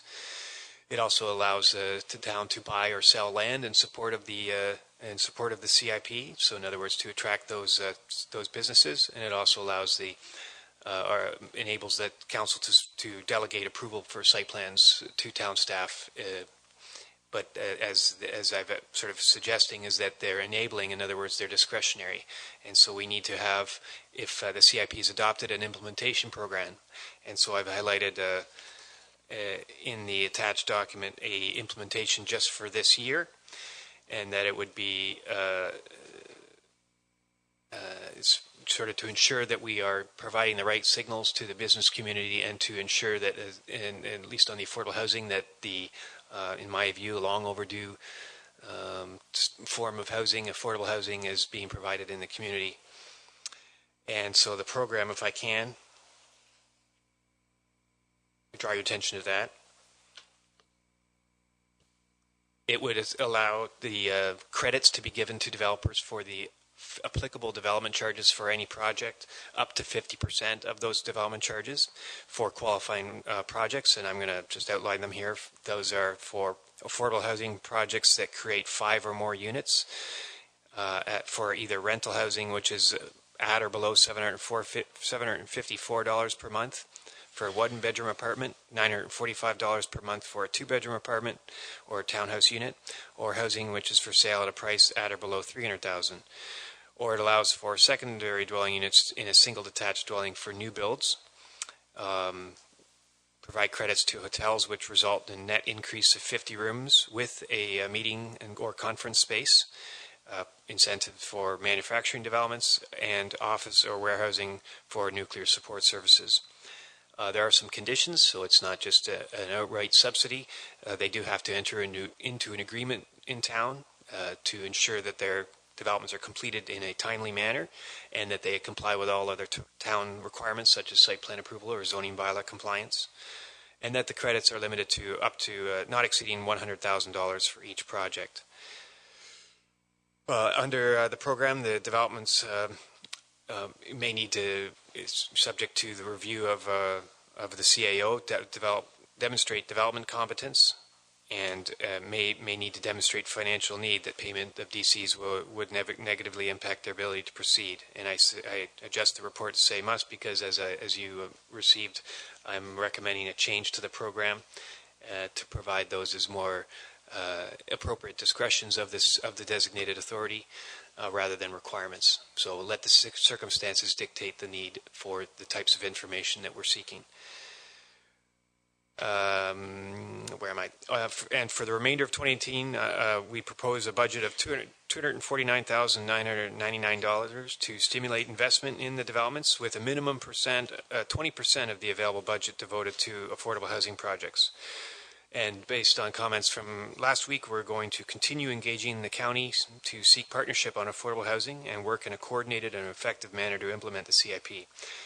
And without drawing too much attention to it, I guess, because I've already repeated it again before, is that we intend to delegate the program approvals to the CAO or designate for 2018, and we return at the after the election in the new year with an updated program based on impacts that we may find or whatever is appropriate as a recommendation to council.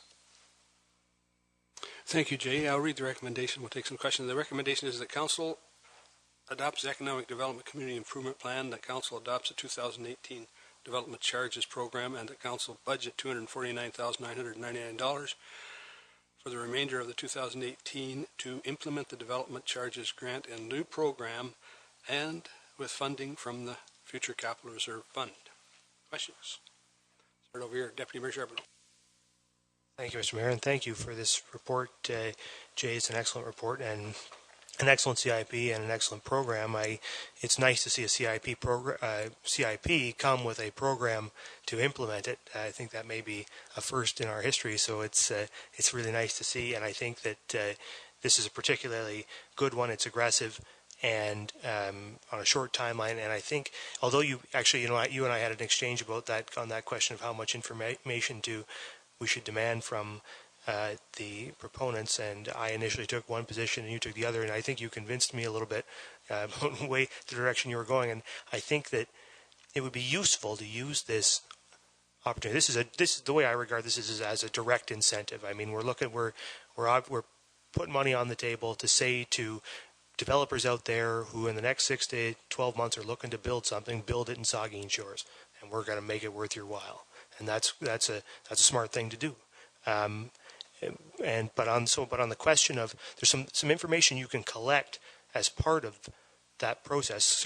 For example, some of the information you have written down in this policy about the financial situation that those developers face, whether or not the development charge is indeed a disincentive to their being able to develop, or forgetting even disincentive, and an actual puts a break or makes it financially unfeasible for them to develop, and is the difference between financial feasibility and unfeasibility. And I think it would be worthwhile collecting that data through the course of this initial program, because one question that frequently gets raised as part of a development charges renewal discussion is from the development business community is that these DCs are keeping people from building in your community, that's just going to shut you down. And I have never, frankly, believed that. But there also isn't a huge amount of direct evidence in Saugeen Shores to say whether it's true or not.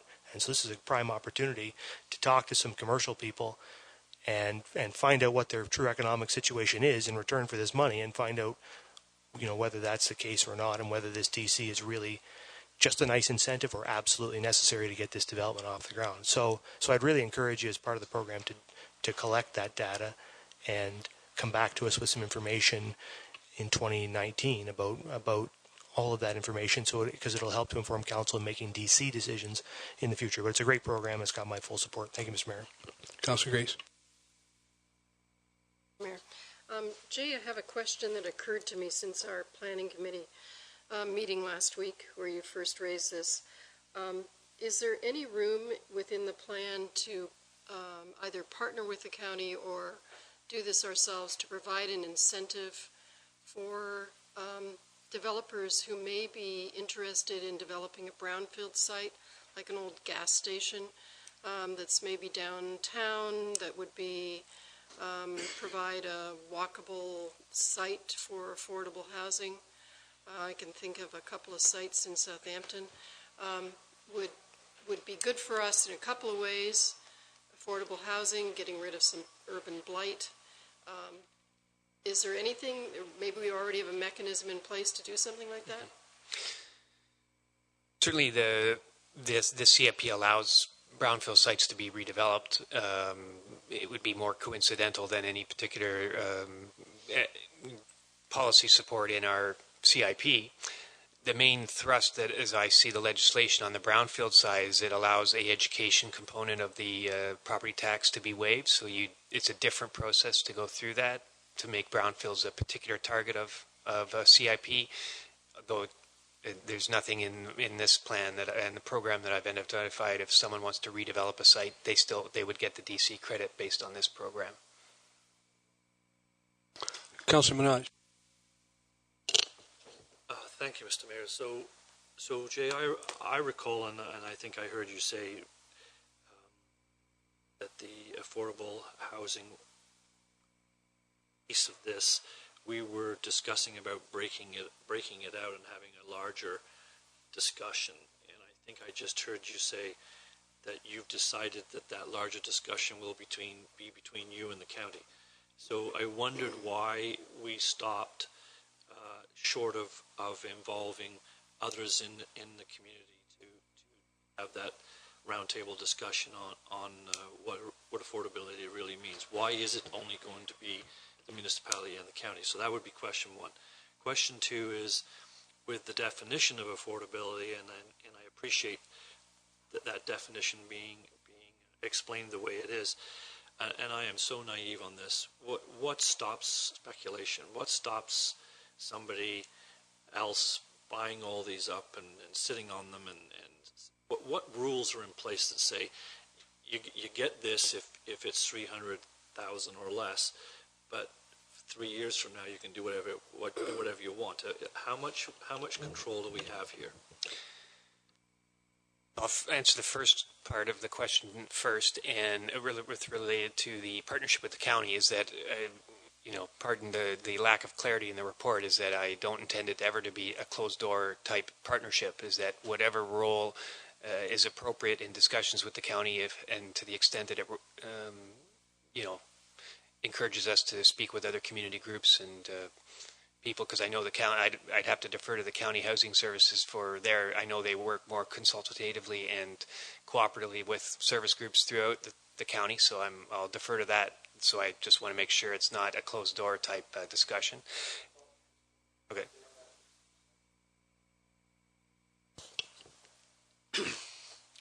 I would really like the follow-up report that says that on this day, in the next 3 months, there will be an open house roundtable discussion with a bunch of the players and those who want by invite or by open to have the discussion. And I've asked for that, and I'm asking again. If you need to say no, that can't happen, Neil, then just say no. But if it can happen, then can we have it in the next 2 to 3 months? Now I've changed it. 3 months, and say, let's have that open discussion, please. Yeah, you go ahead, and I'll comment. Well, go ahead.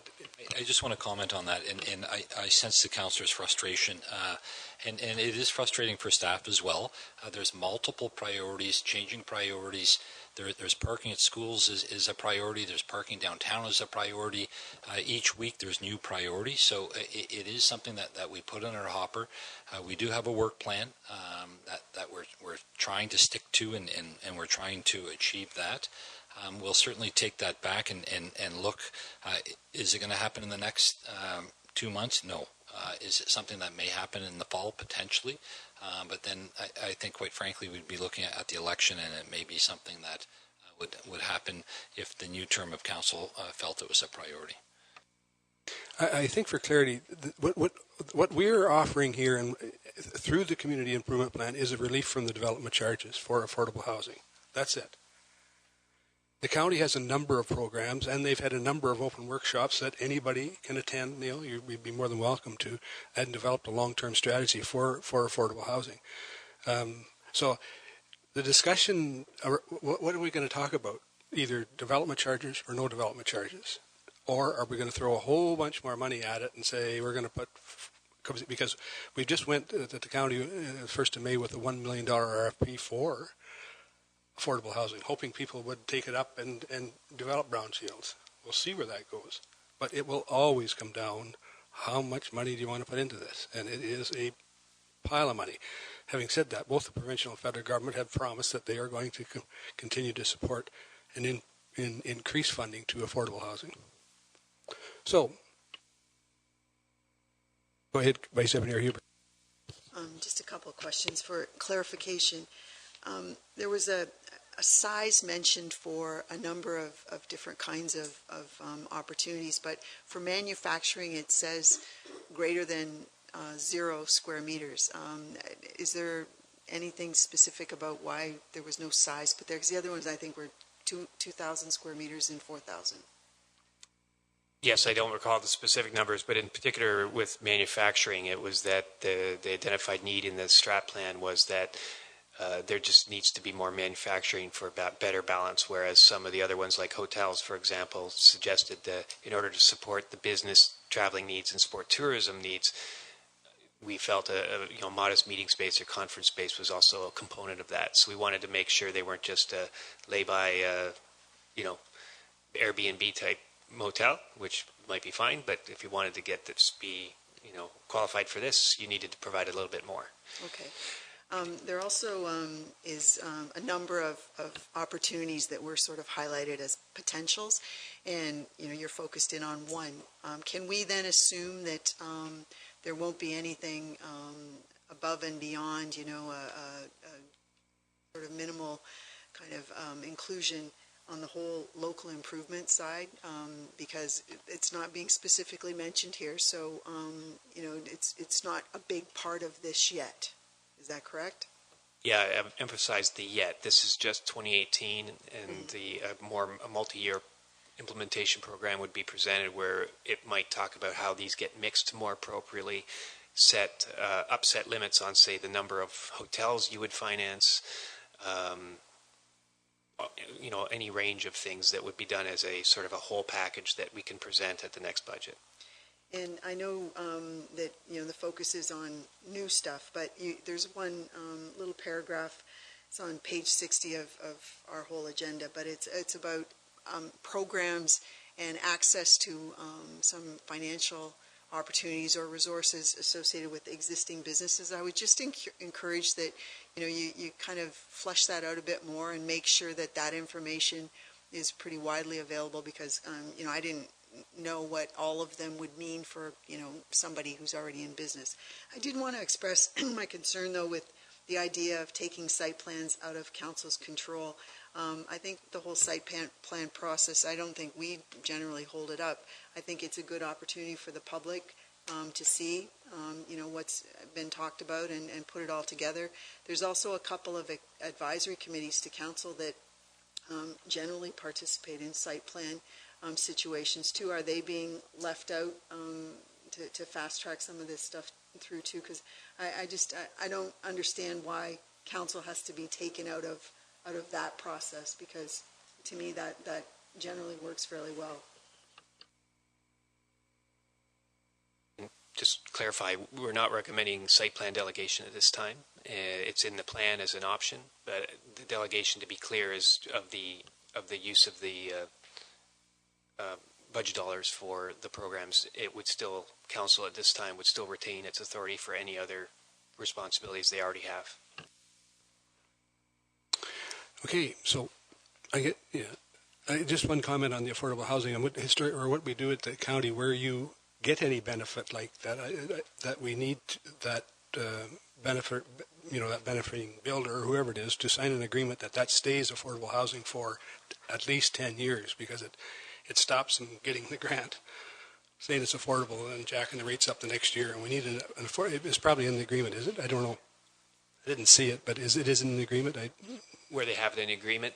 Yeah. Yes, we haven't provided a template agreement for council consideration, but the idea is we learned from the county's experience, and they have the long-range agreements that require commitment to meeting whatever requirements there are. Yeah.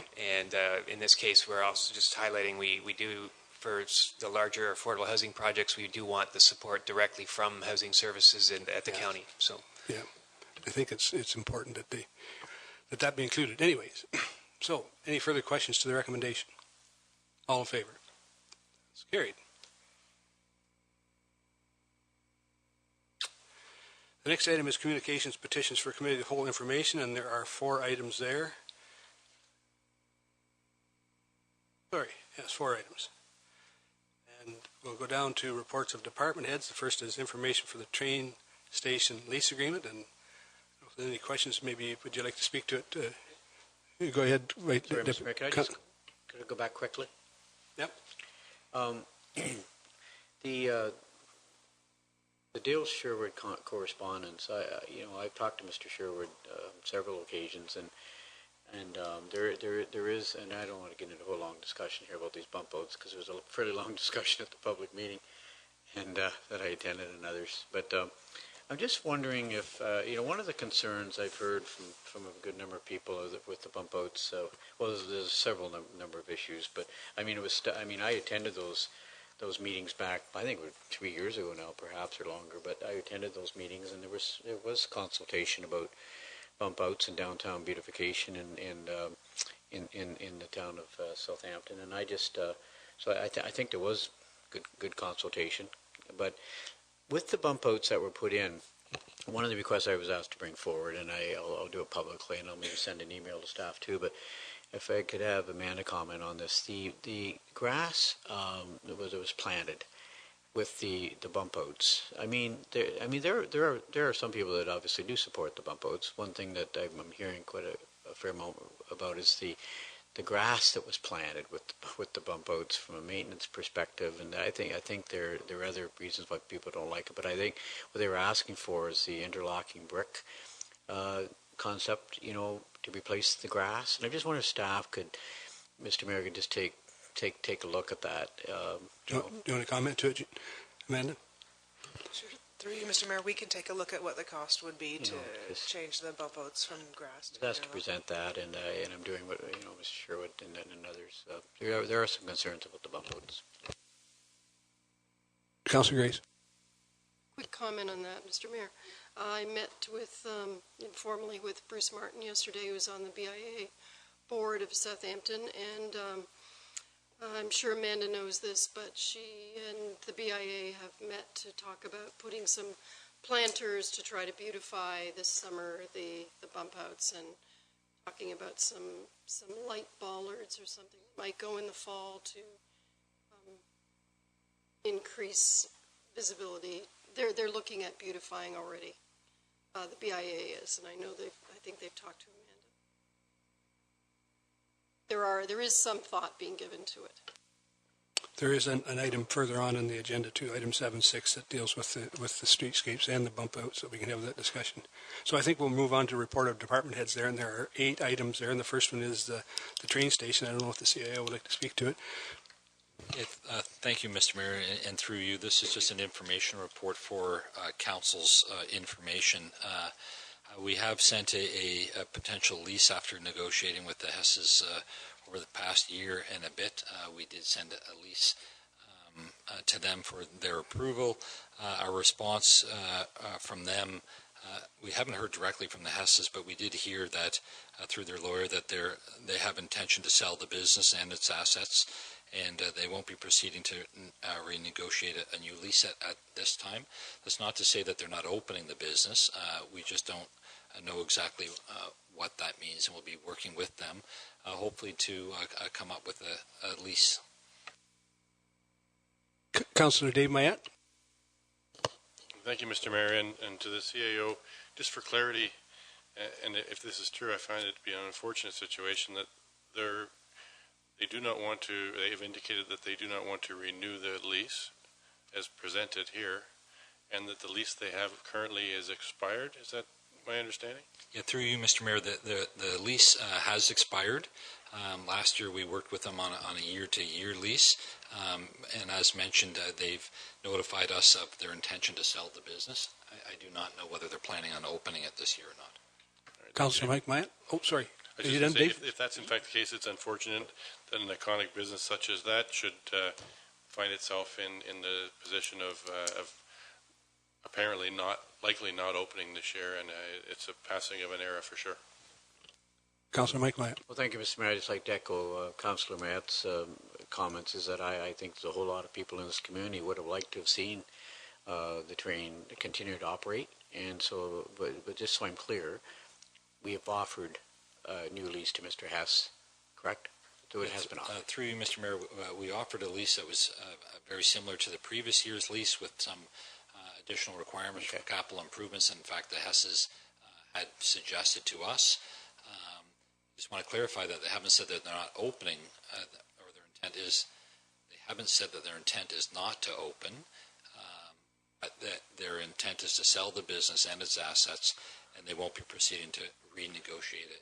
Okay, that's most unfortunate, Mr. Mayor. Thank you. Okay, so there's another one, Saugeen Shores Waste Diversion there, if anybody has any questions on that. Landfill report. Okay, Vice Premier Huber. Thank you. Through you to the Director, to Amanda. The list doesn't include the compost site or the reuse trailer. Is the reuse trailer actually doing what we'd hoped it would do? Like, do you have any comments about how well it's being used, that sort of thing? The compost site, I think, is very well used. Through you, Mr. Mayor, the reused trailer is still there, and there's usually a dozen to a dozen and a half items in it. We don't advertise it very much. There's a lot of people that use the Habitat reuse store here. They might be finding it more convenient for that, but it does stop people from throwing dressers in the landfill when they're already there. It goes into the trailer. And most of the times I'm out there, I do see someone going in and out. Yeah, the compost is well used 24 hours a day, 7 days a week. Next item, Saugeen Shores. Oh, sorry. Councillor Dave Mayette. Thank you, Mr. Mayor. And to the waste diversion report, it's wonderful to see that we're diverting up to half of our waste out of the landfill site, and that our estimated life is continuing to be in the 2-decade mark. And it's encouraging because I know that the landfill site that we have, if you can correct me, Amanda, if I'm wrong, is that it sits on a 50-acre parcel, and then the town recently acquired additional parcels adjacent to this property, and they previously owned another parcel beside it, totaling about another 200 acres. And so there's imminent expansion capability, and we also just recently at our last council meeting approved a support of a bill whereby municipalities would have greater control over where landfill sites are located and how they're used. And I see an opportunity here. I live out on Saugeen Concession 6, and there are no less than 5 sprung, fully loaded trailers heading from Owen Sound to Michigan on a 14-hour round trip to take their trash at a very high rate. Speaking with councillors and the mayor in Owen Sound, they pay a dear price because they don't have a facility like ours to have their garbage shipped to Michigan. And we were talking here earlier about how we're going to pay for our recreation facility and our new pool. I would like to see a time when we would capitalize on the opportunity we have here with our available landfill site and get into the business of taking landfill and taking revenue and let Owen Sound essentially pay for our new recreation facility with their garbage. I think it's an opportunity sitting in our laps, and we need to look at it. And just before I get off of the garbage, an issue that was raised to me personally by a few residents, and I saw it today in one of the bulletins from the town, which is people who bring their garbage across our roads to the sites, to the landfill site, and they don't tarp their garbage, and the bags end up in the ditch. I know people that live on Concession 10 and the Dull Side Road, which are the main routes to the landfill site, have complained to me personally that they're having to pick up bags of garbage and trash along the sides of the roads. And I know there's a reminder for people to properly tarp it, but I'd like to see a campaign to further promote that and really bring the awareness to that, because it's not fair to people who live in the country to have to pick up the town's garbage. Thank you. Just quickly, through to Amanda, please, if I could. There are two things that are still at issue for me, and one of them was I thought we had stopped with mattresses because of the biohazard nature of mattresses.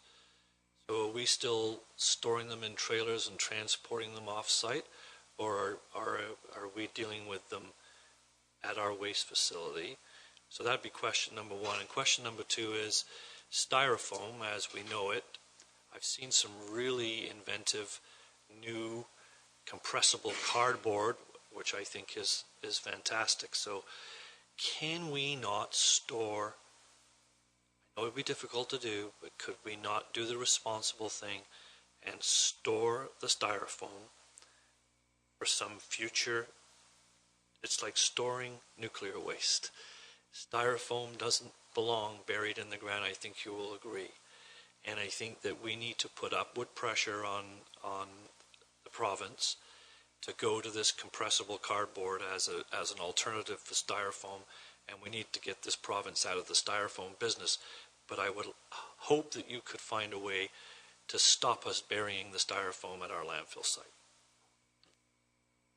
Can I speak to that, Amanda? Sure, I'll speak to Councillor Mayetz as well, if you don't mind, Mr. Mayor. Go ahead. So for Owen Sound's garbage going to Michigan, this year we're doing the waste master plan. So that talks about future expansion and how the thing is to develop. So that can be a question that we pose to the consultant, is what the cost of that is. What it means to us is that we would need to change our certificate of approval from the ministry. We're only allowed to accept garbage that is created within Saugeen Shores currently. That's an easy thing to look into, for sure. Mattresses, we do recycle them. They go to Tri-City Recycling in London, and London takes them apart. The biohazard thing is now you have to wrap it in a bag before it goes in our trailer. So you bring your box spring or your mattress, you put it in a plastic bag, and then our employees don't have to be handling those mattresses. I don't have an answer, honestly, on storing styrofoam. I know that a trailer is $600 a month, so that's not a solution.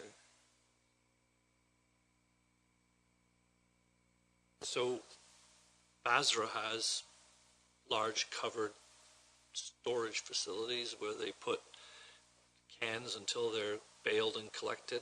Could we not build a large storage facility, a barn facility, and put all of the styrofoam in it and not put it in the ground and upward pressure the province as to what we're going to do with the styrofoam?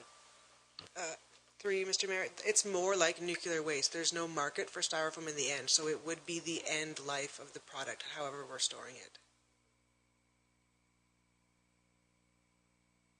Okay, so I'm going to. Is there any other questions on any other of these reports? We're down them the next bike month. Nothing on bike month. Sanctuary Park columbariums. Vice Deputy Mayor Huber. Thank you. Just a question. It wasn't clear in the report. Is the idea, particularly in Southampton, is it a new structure in the new part of the cemetery, or is it an additional structure where the existing one is? It's an additional structure where the one currently is. So there's a plan for columbariums in Southampton where there's a circular one in the center, and then there's arched columbariums around the side, so this will be one of the arched ones. A health and wellness fair. Southampton streetscapes improvements. Councillor Grace. Thank you, Mr. Mayor. I just want to make a comment that I was glad to see this recommendation because, as you've heard me say before, I think we should be considering our transportation master plan, and I think that's a good opportunity to reevaluate. I think particularly with the possible siting of the Nuclear Innovation Institute, we need to take that possibility into consideration too, so I think it's wise to defer it. Thank you. Deputy Mayor Charbonneau. Thank you, Mr. Mayor. And there was a lot of good comments raised at the meeting in Southampton with regard to the Southampton Streetscape on High Street project. But the one issue that was raised that I thought hadn't been fully discussed in some of our previous discussions was that mid-block crossing and the implications of the mid-block crossing in terms of people just appearing in the middle of the street, crossing the road in a place where automobile traffic might not expect them to be. So I think that's an area where we should give some further consideration to whether that's a good idea, whether a lighted crossing, if you're going to do that, is required, or road markings, or how we make that. I mean, the whole point of the bump outs is safety, in my view, for people who would like a shorter crossing distance, and I'm not sure that actually achieves it. So hopefully we can look at more detail, and I think ultimately we are also going to have to go back to the public again on that project and see where we end up, because although we have been to the public a lot on Southampton Streetscape and Streetscape in general, I think before it returns to Council in 2019, we're going to have more of a specific public input through a couple of vectors for Council to know what to do. So I know that's a little ways off, and we've got some time, but I hope you will plan to do that. Thank you, Mr. Mayor. Island Street Drain. Breakwater. Councillor Mike Meyer. Thank you, Mr. Mayor. I just wanted to commend Jane again and Fisheries and Oceans Canada for the I mean, really detailed look at what. I think, Mike, some of that information is confidential, so be careful what you mention. Yeah. Some of the announcements on this. So just be careful. I was just going to comment on this report that's on the agenda, and I was just complimenting Fisheries and Oceans Canada for a good job they did on the report, and I had a question about the South Breakwell, Mr. Mayor. Okay. I was just wondering, for this summer, Jane, my understanding is that fencing would still be, is still going to remain, that the access to the South Breakwall is still going to be closed, not available to the public, correct? You are correct. Okay, that's all I wanted to ask. Deputy Mayor Charbonneau. Thank you, Mr. Mayor, and it is a good report. I would, my suggestion or request would be, in this report, there's a couple of options put forward in terms of how you could proceed with the South Breakwall in particular. I mean, there's the recommendation that's sort of put on the top line here is I can't remember the terminology, but effectively put rocks around it to hold it in place and close it off permanently to pedestrian access. And then there's a higher, probably more, that's the $1 million option, and the $2 million option is something more complex, which I understand would allow pedestrian access to continue in that location. But I think one way or the other, I think we should encourage, Fisheries and Oceans Canada is in charge of whatever happens here. If anything happens here, they're in charge of it, and so they need to be the leaders on it, but I think we should be putting pressure on them that whatever they plan to do, that they should go to the public in Port Elgin and Saugeen Shores and ask what use the public wants to make of the South Breakwall, and use that to help guide them in whatever decision they make to do here. And I think that we should have a position on that as a municipality too, based on that public input. I think that we have a great opportunity at the South Breakwall in Port Elgin for an outstanding, it has been for years. I mean, it's not theoretical. It's an outstanding location for people to walk out and enjoy the lake. And before we proceed with an infrastructure project which permanently closes it off to pedestrian access, we should go to the public and say, is that what you want, or would you like us to just find the money somehow and spend more money to make this the attraction that it's always been, and even better than it's always been? So I'd really ask the administration, the Director of Community Services, the CAO, to through your contacts with DFO, to ask for that public consultation before they settle on an approach to this. Thank you, Mr. Mayor. Mr. Mayor, and I thought the report was amazing too, the detail on it. And clearly I have a similar line of thinking with Deputy Mayor. That's not just a walking break wall, that south break wall.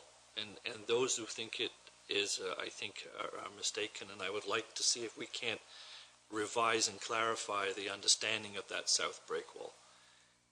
That beach wouldn't be the beach that it is today, and it wouldn't have the safe water to swim in for children and particular families if it wasn't for that south break wall. With a strong northwest flow or a west flow coming across there, if that break wall wasn't there, the wave action would be tremendous. So, and it's also a fishing venue. There are a number of local fishermen that speak to how good the fishing is off the end of the south break wall, and I believe it's in the waterfront master plan, where we said that we would look at broadening those, maybe building a node off the end of the break wall and expanding, getting into more deeper water where more fishing was available, or making an attraction for young people to jump off of a slide or a diving board. That's in the waterfront master plan. So I hope that we can tie back that south break wall has more to offer than what it originally speaks to. Thank you. Thank you. That is the end of our agenda, so we'll take a motion to adjourn. Deputy Mayor and Councillor Rich, all in favor? We'll take a 10-minute break.